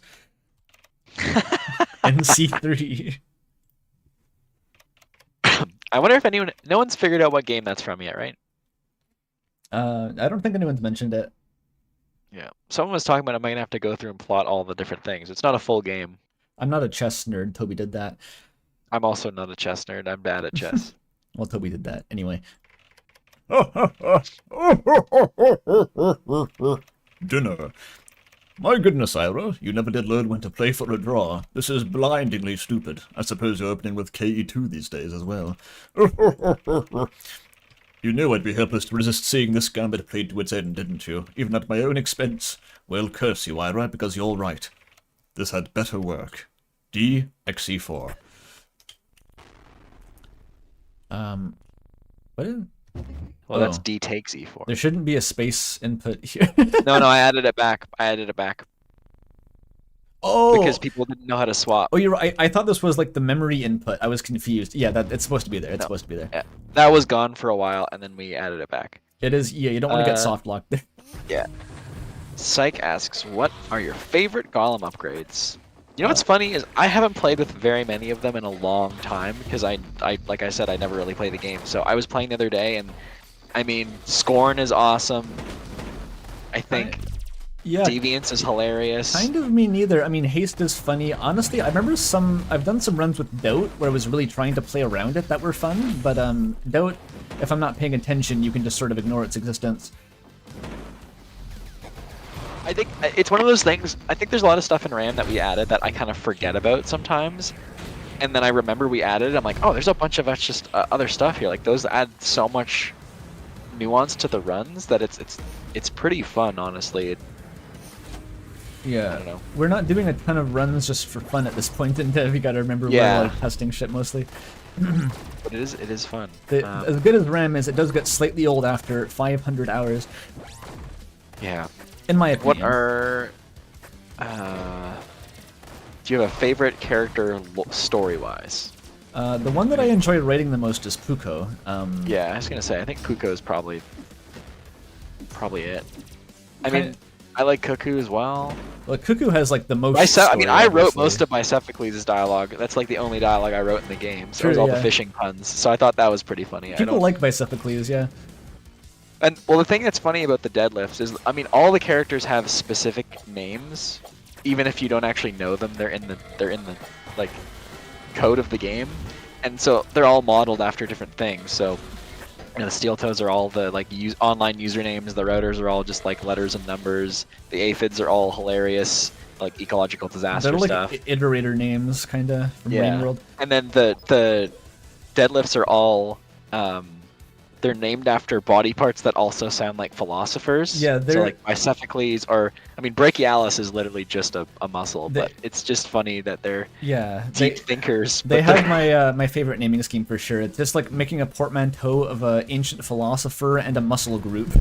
That's literally it. yeah. Pectolemy. And of course, our goat John Steeltoe is the best. Yeah, I wish I had a better sense of like what usernames on Twitter were like, because like literally the Steel Toes were just supposed to be like Crypto Bro usernames from Twitter or something, but I don't use Twitter, so I was just kind of winging it.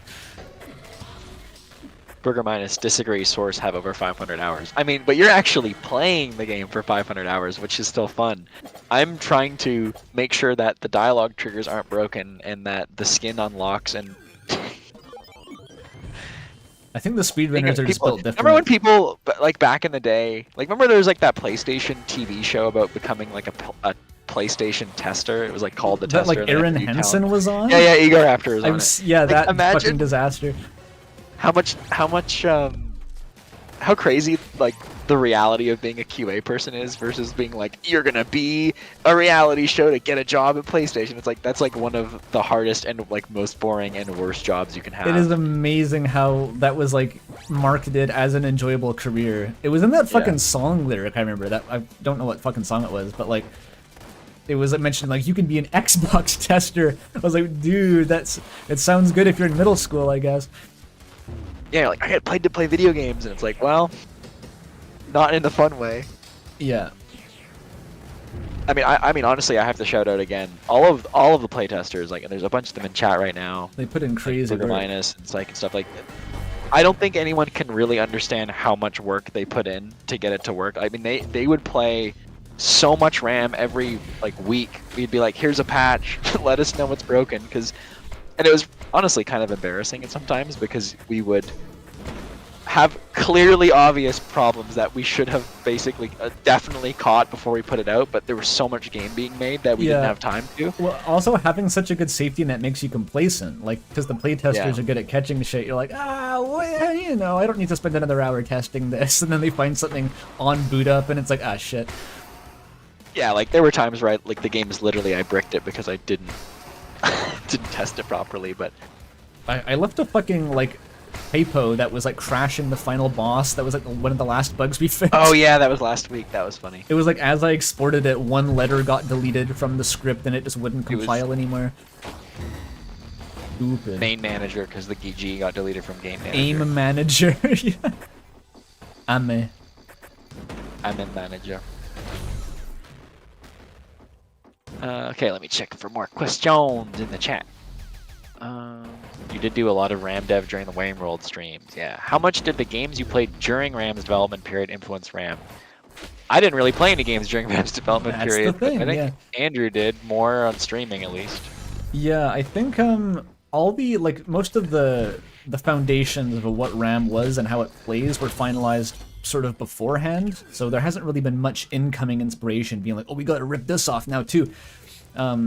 I'd say any like inspiration that came in during the process was mostly manifested in the writing. Like,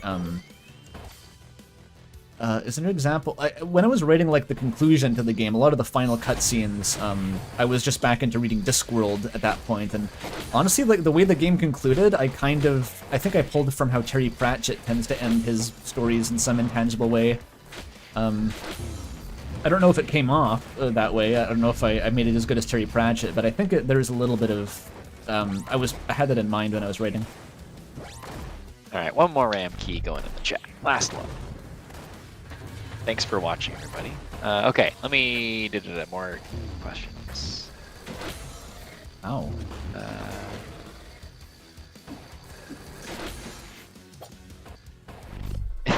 It's like, yeah, as someone who's coded Terraria for thousands of hours, the game is in a weird nebulous state for me now, not really a game anymore in my mind. Yeah, I mean, yep.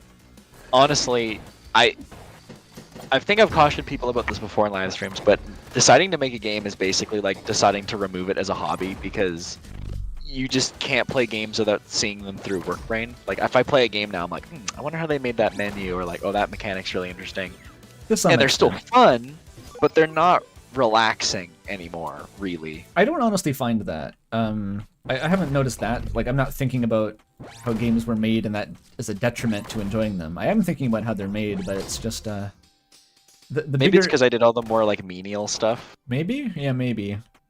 I've always found the bigger concern is just, like, when you're making a game, it's just you have much less of a, stamina. Like, I haven't played any of the roguelikes while working on RAM. That just seems like a weird thing to do, because it all just feels like I'm back in the building again, dude.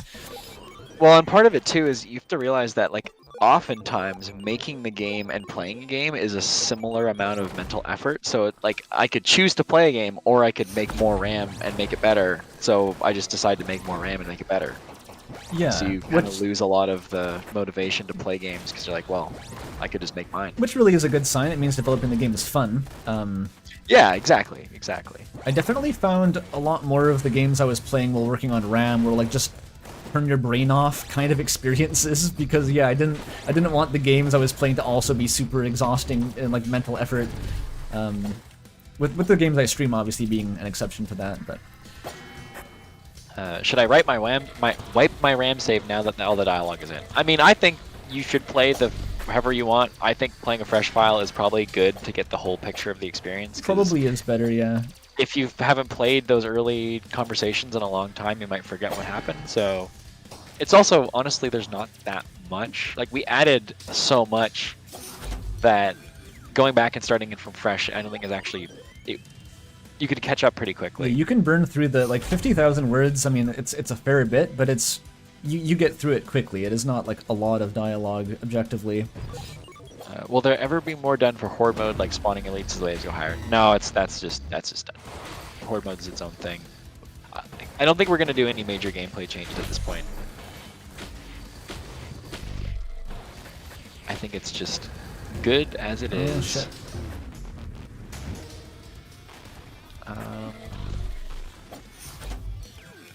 Getting lots of Yeah, bonus becoming an upgrades. artist at anything is going to change your view in the stuff made in that art field. I mean, exactly. When I was in film, I couldn't watch a show without being like, well, I know there's a PA behind that wall waiting for the camera to cut so we can move the garbage can.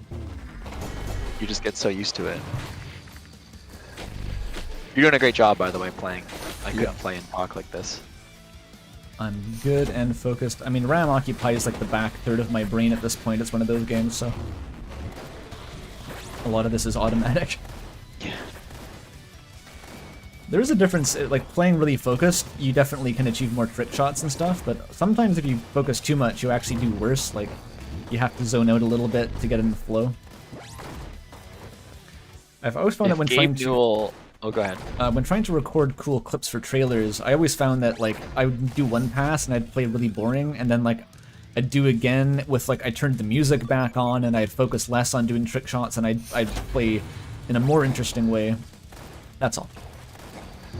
If Gabe Newell appeared right now, held the light of the RAM Steam page, and asked you what game you would pursue next, what would you say to appease the almighty Gaben? I mean, I don't think I would say anything about what's next, but I know Andrew has a game idea he'll hopefully one day make. Yeah, well, like, with... This is an interesting way to phrase that question. If Gabe Newell asked, what would you say? But yeah, I mean, like, yeah, there's a game that I've wanted to make since I was, like, a child, kind of like Toby Fox style, which is like a Metroidvania platformer, also with body swapping mechanics. Predates RAM, by the way. But I'm not gonna say shit about that at the moment. That is, don't hold your breath. Oh, I was watching the stream. That was a really nice one. But nothing personal. Using True Focus just generates, like, the clips. It's like just like a MLG montage generator. You don't have to do anything. It just looks cool. Where do you see yourself in 5 years? I don't know, don't ask. Yeah. I think probably, like... I know alive, you have an answer. Alive and deliciously fulfilled in my life in terms of being able to eat food. I super don't have an answer. Yeah. I'm definitely one of the kind of people who is like, oh yeah, I've planned stuff out. You've at least I think thought more about and it. more, yeah. Yeah, deliciously was a weird choice of words, but I mean, it's Would you true, like where to you're live like, deliciously? I would like to live. End of the Witch, okay. What the fuck just happened? Damn. I, like, insta-killed myself somehow. I don't even know how that was possible. Outsin's currently installing RAM. Do Woo! it. Do it. Do it. Install more RAM. Ram it up. That was cool. Ram it up. Oh, that was a spin control interacting with the kickback. Let me try to do that again. That was sick. Why is there a thistle here? Fuck off, thistle. That's what they're for, sniping you across the It room. kicked the barrel back at me. Rude. I forgot how How annoying dare I made these guys. They're half as annoying as the least annoying Silksong enemy, which is pretty annoying. Girl! There we go. Have you guys heard of Steamery? Oh, didn't someone on my server make that? It was just like you're guessing which Steam has a higher review. I think I looked at that yesterday. Does not include RAM. Yeah, Shit. doesn't surprise me.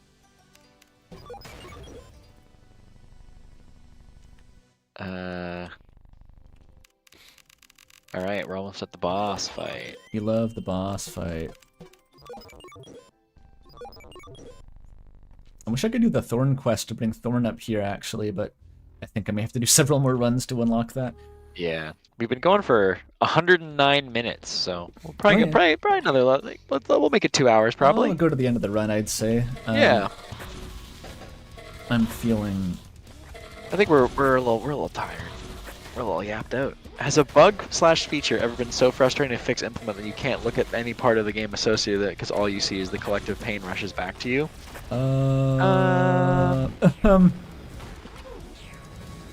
Probably. I can't think of anything in specific off the top of my head. Yeah, I mean, my brain goes to the return to menu crash that used to Oh, be in God, the engine. yeah. That was really tough. Fucking I mean, actually, yeah, the quitting. So RAM had there was a Godot engine bug with like if you quit the game, it like hung and would it would just like basically just It would not crash. respond.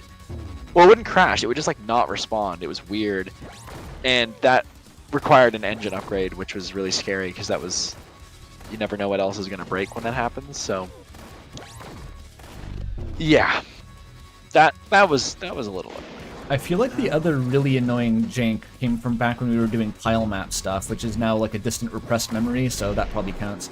Yeah, that's true. I mean, honestly, the heat fight has a lot of like weird like bugs in it that we can't reproduce. Yeah. People like randomly will just get sent to the void. In terms of the actual code base, I'm pretty sure the heap has like the most code of any boss because of all the different patterns and like weird interactions with like these bots are out of bounds right now and that's super sketchy, like all this weird shit. Cashed out of your mind. Indeed. Oh, Scorn. Why not? Scorn. Nice. Formless One, we seem to have sampled the minds of the epitaph who prowl the outskirts of our prior selves' home. A curious people, seekers too of diverse perspective in their own backwards way. They issue forth from their sepulchres to pillage the land for treasures, but the trinkets they prize are of an uncommon sort. We used to I'm glad we got that in there. we talked about naming the epitaph Sepulchre for a while. That's the only use of that word in the game, I think. Memories, plucked Pretty from cool. the minds of others, whether by bargain or by force. Years they spent on their pilgrimage, some longer yet, gorging themselves on the stolen qualia until their storage staves hang heavy with remembrance. And only then do they return, flocking around their iron-spiked sepulchres to offer themselves a sacrifice. I repeated the word. Never mind. Bolted to the earth and rusting stiff as their memories and minds alike dissolve into the waves suffusing the air. A digital Valhalla of pilfered experience. You might think their ways similar to ours, Formless One, but be not deceived. Memories are scars of being, carved into the mind flesh by the lives we have lived. Their teachings sculpt us so we may sculpt others. Their nature is to scream and echo. Such enlightenment is wasted on the dead. Thank you for this cool lore dump, the heap. I'll be going now. Their name is Datatria, actually. It's Damn. It's crazy. We've got 1,500 wish lists today. Damn. Oh, yeah, that's a big number. I got a That's a big big number. fucking sword now, by the way. Look at the size of the sword. Big old sword. What's the scale of RAM's total line code line count and how is it distributed across the game systems? I have no idea. I It's don't got to have be any tens idea. of thousands of lines. A A lot. lot of it is in the enemy AI. A lot of it is in the like swap manager.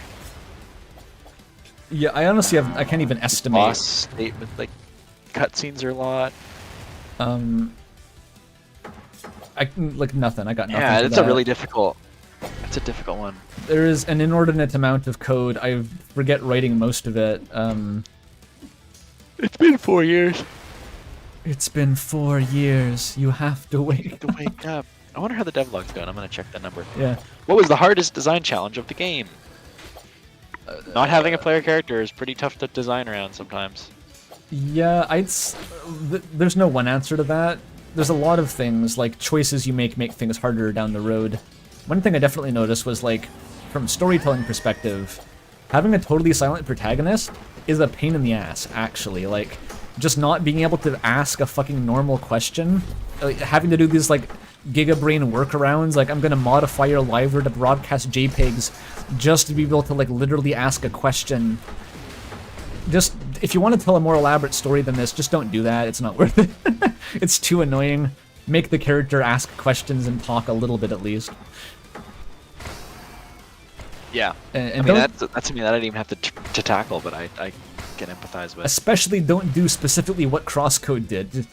As an aside, don't do that. I think, I mean, and other design-wise, like, I mean, designing the levels is really hard.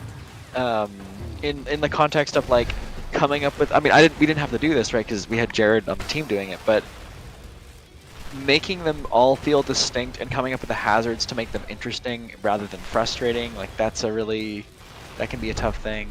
Yeah, we needed a dedicated level designer because, like, back when I was trying to design levels, it took me like 2 days to make one room or something. I was like, okay, clearly I can do this, but the game's not going to get finished in the next 10 years, so... That was a sick rebound. It was. How hard is writing enemy AI actually? Because it sounds like a nightmare to me. I mean, that was all you, so. It's one of the more tricky parts. I think, like, the enemy AI is by no means flawless in this game. I think the trick, if you don't want to spend a year just doing dedicated AI work, just keep it simple. Getting the basic pathfinding is the first step. Just make sure enemies can, like, run to the player around obstacles. And everything else is just, like, don't give them a million different behaviors. Just find, like, a basic loop they go through and, like, maybe 2 variations, because there's enough complexity and, like, you're being mobbed in this game. You're not really focusing on what a single enemy is doing and trying to counter it. So, like, just having like maybe 2 different behaviors that each enemy tries to execute, and let those layer on top of each other. I mean, I think you did a pretty good job. I think what also was interesting was when we did the final boss, you had a reason to go back and kind of tune a lot of the AI up and make it interesting, the higher level stuff. I think that was really cool. Yeah, the final That was a nice boss, like, part, by the half way. of the code base of the final boss is just new AI behaviors for the enemies, because the golem takes them over, and it needs, like, this enemy needs to know how to be a golem. So it was just writing more advanced AI code. Another thing with AI, which I should mention, just write it as a state machine. Like, state machines are just very naturally good for writing AI code. Don't try to make it like a massive nested if statement. Never do that. Yeah. True and real. What's a state machine? Basically, it's a thing that it allows you to transition between states between an enemy seamlessly. So, like, you can imagine a really simple one would be like the difference between being idle or running or walking or jumping for normal, like, player controllers. You have the idea of these different states, and when you do an action, you transition from one to the other, but it makes it so you can't get kind of stuck in the weeds. You can probably describe it better than that, to be honest. It's sort of like an organizational model of, like, defining a state being like a thing that the bot is doing, and then you model ways that states transition to other states based on, like, inputs or AI decisions. It's like just a way to organize the code. Although I will say, I have a little bit of insight into this because I was helping Toffee try to do some of her own, like, game dev work, and, like, I think a lot of the state machine tutorials, especially for Godot, are just, like, not good. They implement these, like, weird fucking systems where, like, every state is its own script, and I was like, what the fuck is this? So, like, I guess don't do that. I'm not sure, like, I mean, like, it's hard to say, like... There's a truth of that game dev tutorial hell on YouTube is a real thing, because there's a lot of people that don't actually know software engineering trying to help you make games, and they don't actually know proper industry practice. It's and there is real ways you should be doing your code base, and it should be from a software engineering standpoint rather than a game dev standpoint. Well, and they don't actually have training in it. that's not to say that I have software engineering training, but just, like... Oh, I but don't you know. did a degree in computer science. Yeah, I guess, but I don't know. Like, the problem with tutorials is that, like, you'll have the only tutorial for a certain thing on the internet, and it's like, if that's it, then whatever the fuck that guy thought was a good idea, that's what you learn. And even if it's the stupidest idea in the world, that could just be the only tutorial, and you won't know because there's no other opinion. It's just a bit dangerous. I'm not sure what advice, though. Like, if the tutorial is bad, what do you do? I don't know. Good luck. I mean, just genuinely go, like, learn about regular state machines. Like, or, I mean, they're also called, what are they called? There's a name for them. PDPs? No. Like, you can probably just research, like, AI implementation techniques for, like, video game AI. Like, classical agents, I've seen, like, whole... Yeah, classical agents. Yeah, that's a good one. Like, not There machine are learning. free textbooks available for it. Like, actually look at a textbook. Like, there's more complex AI. There's like decision trees and stuff. I think that's what more like, you know, industry standard games would use. RAM yeah, uses finite state autonoma. Yeah, that's right. RAM uses a basic state machine because it's pretty simple AI wise. Deterministic automata, that stuff. Yeah, What was the process behind the writing of the lore of each bot? I just thought Shit about posting, it. Yeah, the sort of the gardening. the unifying principle with the RAM's lore is just like it's supposed to just be a very funny, absurdist post-apocalypse where like every bot is just the idea is that some human wrote some shit post code that ended up randomly getting like that became the most viable model in the post-apocalypse, and like now we're just stuck with it's basically Fallout. Like it's the same sense of humor as Fallout. I've never played a Fallout game. It's kind of like Fallout. Yeah. But a lot of them are just parodying like what's a funny type of guy, and then like what if that guy wrote the code for like a species. It's which is also Yeah. like what the fucking Homestuck trolls are. Don't at me about Homestuck trolls. Which Fallout? I mean, I don't think Andrew's played. I've any never of them. I played a played Fallout 3. game. I think just in general, maybe Fallout 2 is like the one people think of as having like the tone and stuff. Shout out Tim Kaine. I'm thinking of like I know in Fallout there's like a whole race of like Elvis impersonators. Like that's what I mean. Like that's RAM. Just Yeah, Fallout- stupid Fallout. fucking ideas that you try to play seriously. Really is quite hilarious. If it's your sense of humor, I could see it being really twee if you're not It into it. says ACDS got on your case about your take on Bro Strider during the Silk Song stream. Oh, they did. I didn't mean to be. Let's not talk about that then. So why? I don't know. I just didn't. I had the no reference for that, so I think I had to read it. Abort! Abort! Abort! What's your favorite bot type's characterization? I mean, the deadlifts are so funny. Yeah, the deadlifts are the funniest. No one to knows write. about the thistles, but the bow modifications, but they still have the orange tip is really funny. I realized talk that, about that? the other day. Thistle, I don't think have like a single line of dialogue in the game talking about what the fuck they are. I was like, oh shit, we never. There's the lore blurb, right? Isn't there? There's a lore blurb. They have a lore blur, but that's literally it. Like no one mentions them. But yeah, the joke with thistles was that they were like, the thistles are the guy with like the hobby car on their garage for 2 years, just constantly upgrading the shitty car. But it's like it also literally, I'm not kidding, was inspired by Jörg Sprava of the Slingshot channel. Like if you know the Slingshot channel, it's just Jörg Sprava. It's the same guy. So now you know. They modify their bows to be the most crazy thing. Yeah, they wield. But it was like according to like toy law, like Yeah, their toys or something. No, that's literally a Slingshot channel joke. Like the bows were classified as toys in Germany, and that's like then they modified them into death machines. Paige going to sleep. It's like 3 a.m. I'm gonna go to get some sleep. Being part of Rams community is one of the coolest experiences I've had. I hope I can get the attention it deserves. Thank you so much. The renders have been amazing. We love the Thank you renders so you're much. doing. 3D bots is the coolest thing ever. I can't wait to see the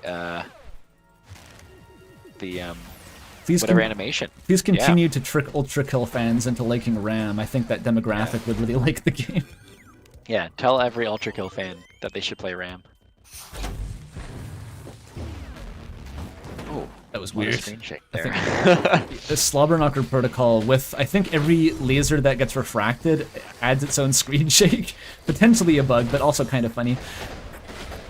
This Violet got a giant plushie in the mail today. What was the plushie? And why was it Jax from the Amazing Digital Circus?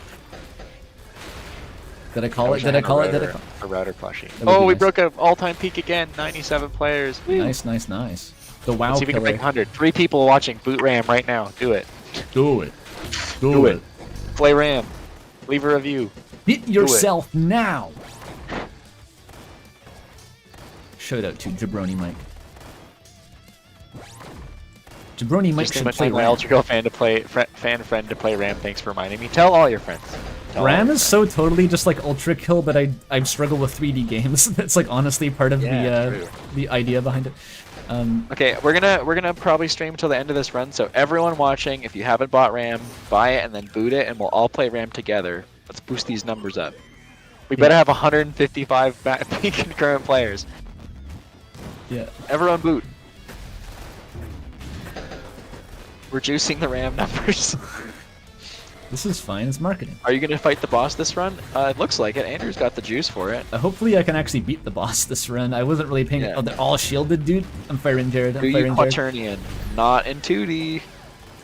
I don't know what a quaternion is. It's I a way sh- for dealing no, with 3D. I know what they are, but I just know that I don't want to have to learn what a quaternion is, you know? Like, I'd rather not. They're scary. Honestly, doing that game jam for Blackthorn was like, I struggled for like an hour just trying to get like a basic 3D model to like rotate at all.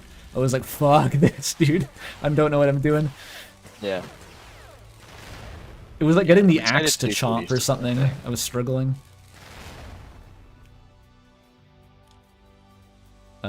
I don't like this guy had Drama. Streamer drama. Yeah. But thanks, Blackthorn. I wonder if they're still going. I haven't looked at their channel at all I in the have no last. idea. Since that happened, I basically was like, nope, never again. Why would you watch Blackthorn Prod after that? Yeah. Oh my god, that was so satisfying. The Pierce you did there. Oh, I'm watching the wrong. I'm watching the delayed stream. I keep doing that. I'm glad it was satisfying. I want to become an enemy, but they're all have shields. Level 3 is very much a test of like, do you have enough upgrades to bulldoze through the 4 million shielded elites that we added? I hope you have enough upgrades. Do you ever struggle with math during development? I mean, I do. Andrew does all the physics coding stuff, so he's way better at doing vector math than I am. Yeah, the only time math becomes difficult is like every time you have to do something regarding like if something's at the right angle. Every time I have to remind myself like how to add and subtract 360 degrees. It never gets easier. Besides that, there's not a lot of hard math in RAM. Like it is not a difficult game from like a technical standpoint to code. It's all just a lot of design and creative choices. That's quite a cute plushie. It's like a green owl kind of thing.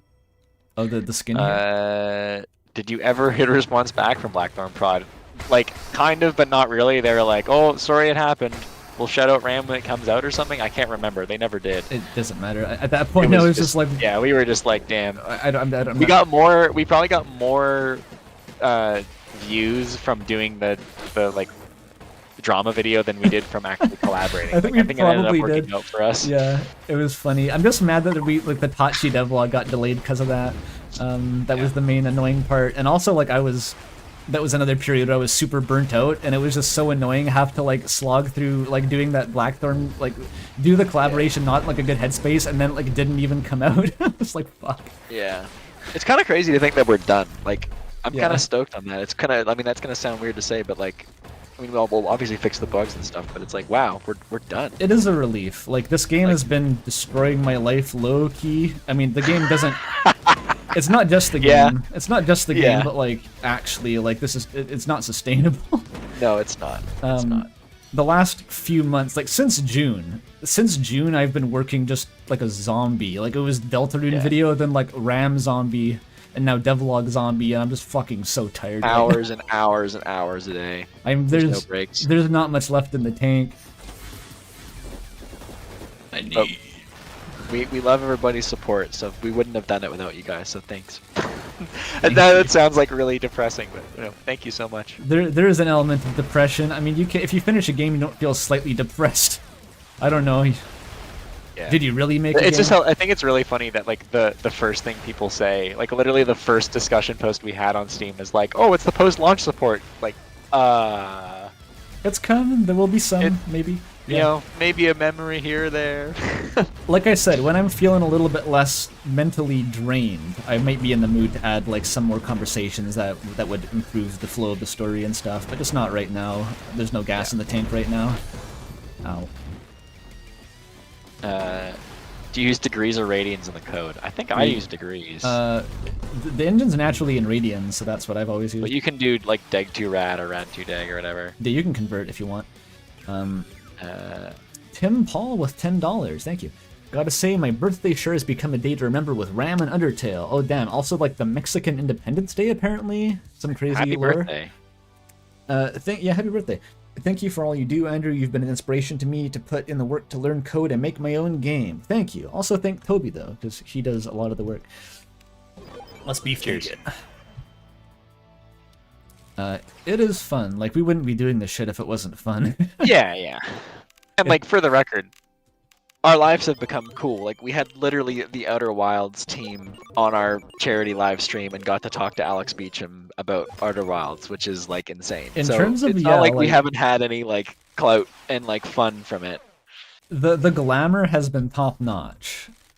Winning the IGF award was the most insane thing that's ever happened to any of us. I can't believe that happened still. Yeah. It was pretty crazy. You can't be serious. Whatever, I'm not making this easy for you. I loved writing a final boss that was just really annoyed that you keep coming. Honestly, Yeah. writing the conversations between Cuckoo and this boss, which we'll see if I win, very fun, mentally draining to write, but also cathartic, because they both fucking hate each other. Just deeply, just unabashedly screaming at each other, trying to make each other sad. Honestly cathartic to write like that. I'd recommend it. Make characters who hate each other. This person says, "How would you rate the difficulty of ROM?" And I think they meant to say RAM because ROM would be funny because ROM read-only memory would be very difficult. But That's if the they meant sequel. RAM, I think RAM probably is too hard I mean, to start. At least I think eventually it gets the right difficulty. I mean that's why the hyperparameters exist. But I think RAM would probably do a lot better if it was easier to start because so many people are turned off by the difficulty right away. it's a question of opinion. I mean, if you like hard Yeah. games, you'll like RAM, but Yeah, exactly. as a learning But few- curve thing, but it's- fewer people do. it definitely makes the game less appealing because you have to put in that much upfront effort to like even be decent at it. But Oh, like, another donation. this is the level of difficulty that I would want, and I know that because I've constructed it around what I thought was the level of difficulty Yeah, yeah. mostly. Oh, I think the game is definitely a good difficulty. It's just probably too difficult for most people. Yeah. Which, here, let we me have a read this donation. fucking donation. Yeah. $20 from the deal maker. Thank you. I've been following RAM's development since the demo days, and it's now one of my favorite games ever. This is the only game I've seriously tried speedruns and challenges runs on. Thank you, Xylem Studios, for this great game. Very happy to hear it. Thank you. I It is really nice to make something that people actually like. That's a weird thing to say, but like you make up enough random stuff. Like you try making short films or YouTube videos or whatever, and to have something actually resonate with people is really cool. So it's very special. Don't take it for granted. fucking Epitaph Golem is terrifying. I think deflecting it is actually the most reliable way not to die, because dodging it is Yeah. Any tips for extremely the boss hard. fight? Okay, for the boss fight tips, basically, it's a golem. So like, if it tries to swap, you have to deny it the host, otherwise it'll just swap. And if it gets a close call bonus, basically, it's hard to describe while fighting it. If you break its shield, it'll telegraph a swap to its next host. If you kill it before that host dies, it'll just swap and get a close call and recover all the juice that it would have lost. So you basically have to kill the host it's telegraphing toward before you... Fuck. Oh. No, I'm cheating. I crashed the game. Oh, the game crashed. I mashed the full screen hotkey by accident and it crashed. Insane. I don't even know Damn. how that happened. What the fuck? Well, that's a good way to end the game. That's hilarious. Wow. Oh, The hi. stream. Courier, That's Courier really New funny. just got here. Hi. Its high execution makes it stand out even more than the Possessum mechanic. I still suck at it, though. Yeah. Oh man. That's hilarious. That crash has never been reported. Don't mash the full screen hotkey, I guess. Oh wow. I mean, I guess we kept the boss stuff secret. Yeah, I guess, yeah, no post-final boss spoilers. Yeah. I guess we can just open the main menu and listen to the music while we finish up the stream. Yeah, good idea. That's hilarious. The boss Damn. is easier. I had very low hyperparameters for, I think, when most players will get to the boss, because the boss is like honestly extremely hard with no hyperparameters. There we go. All right. 114 players, by the way. Really, I need to refresh my Steam DB. Yeah, 114 players. Nice. Thank you, everybody. Huge, We huge. broke 114. How exciting.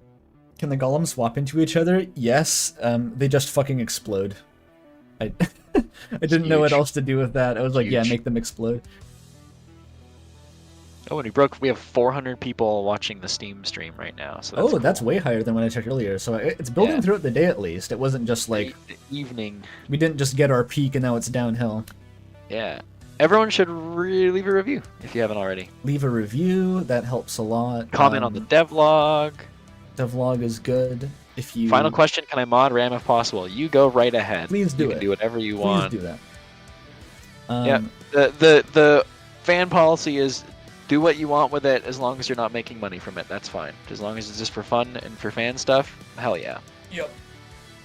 That's the way it ought to be, damn it. And if you're Zun, then you can make money off of it even. Zun's crazy. I don't know how his legal system works, but he's cool. Yeah. Any last minute questions before we go? Thank you to everybody. Thank you to the whole dev team. We thank you Nahu for the soundtrack. Literally Soundtrack goes crazy. As I was roasted for in the Xylem server, saying it's one of the best of all time. I truly believe it's one of the best of all time. Yeah. It's the best. Are we having a nice day? It's been a weird day. Like it's a good day, but in like a fugue state kind of way. I knew it's exactly what I thought it would be. Like there's no way to like actively process something like this. Like you wake up and I'm kind of sleepy and we'll do the stream. But yeah, it's been a fine day. What's your favorite song from the OST? Ooh. I love the one bit at the end of the Heat fight. I think I've said that before. That's like my favorite snippet of music.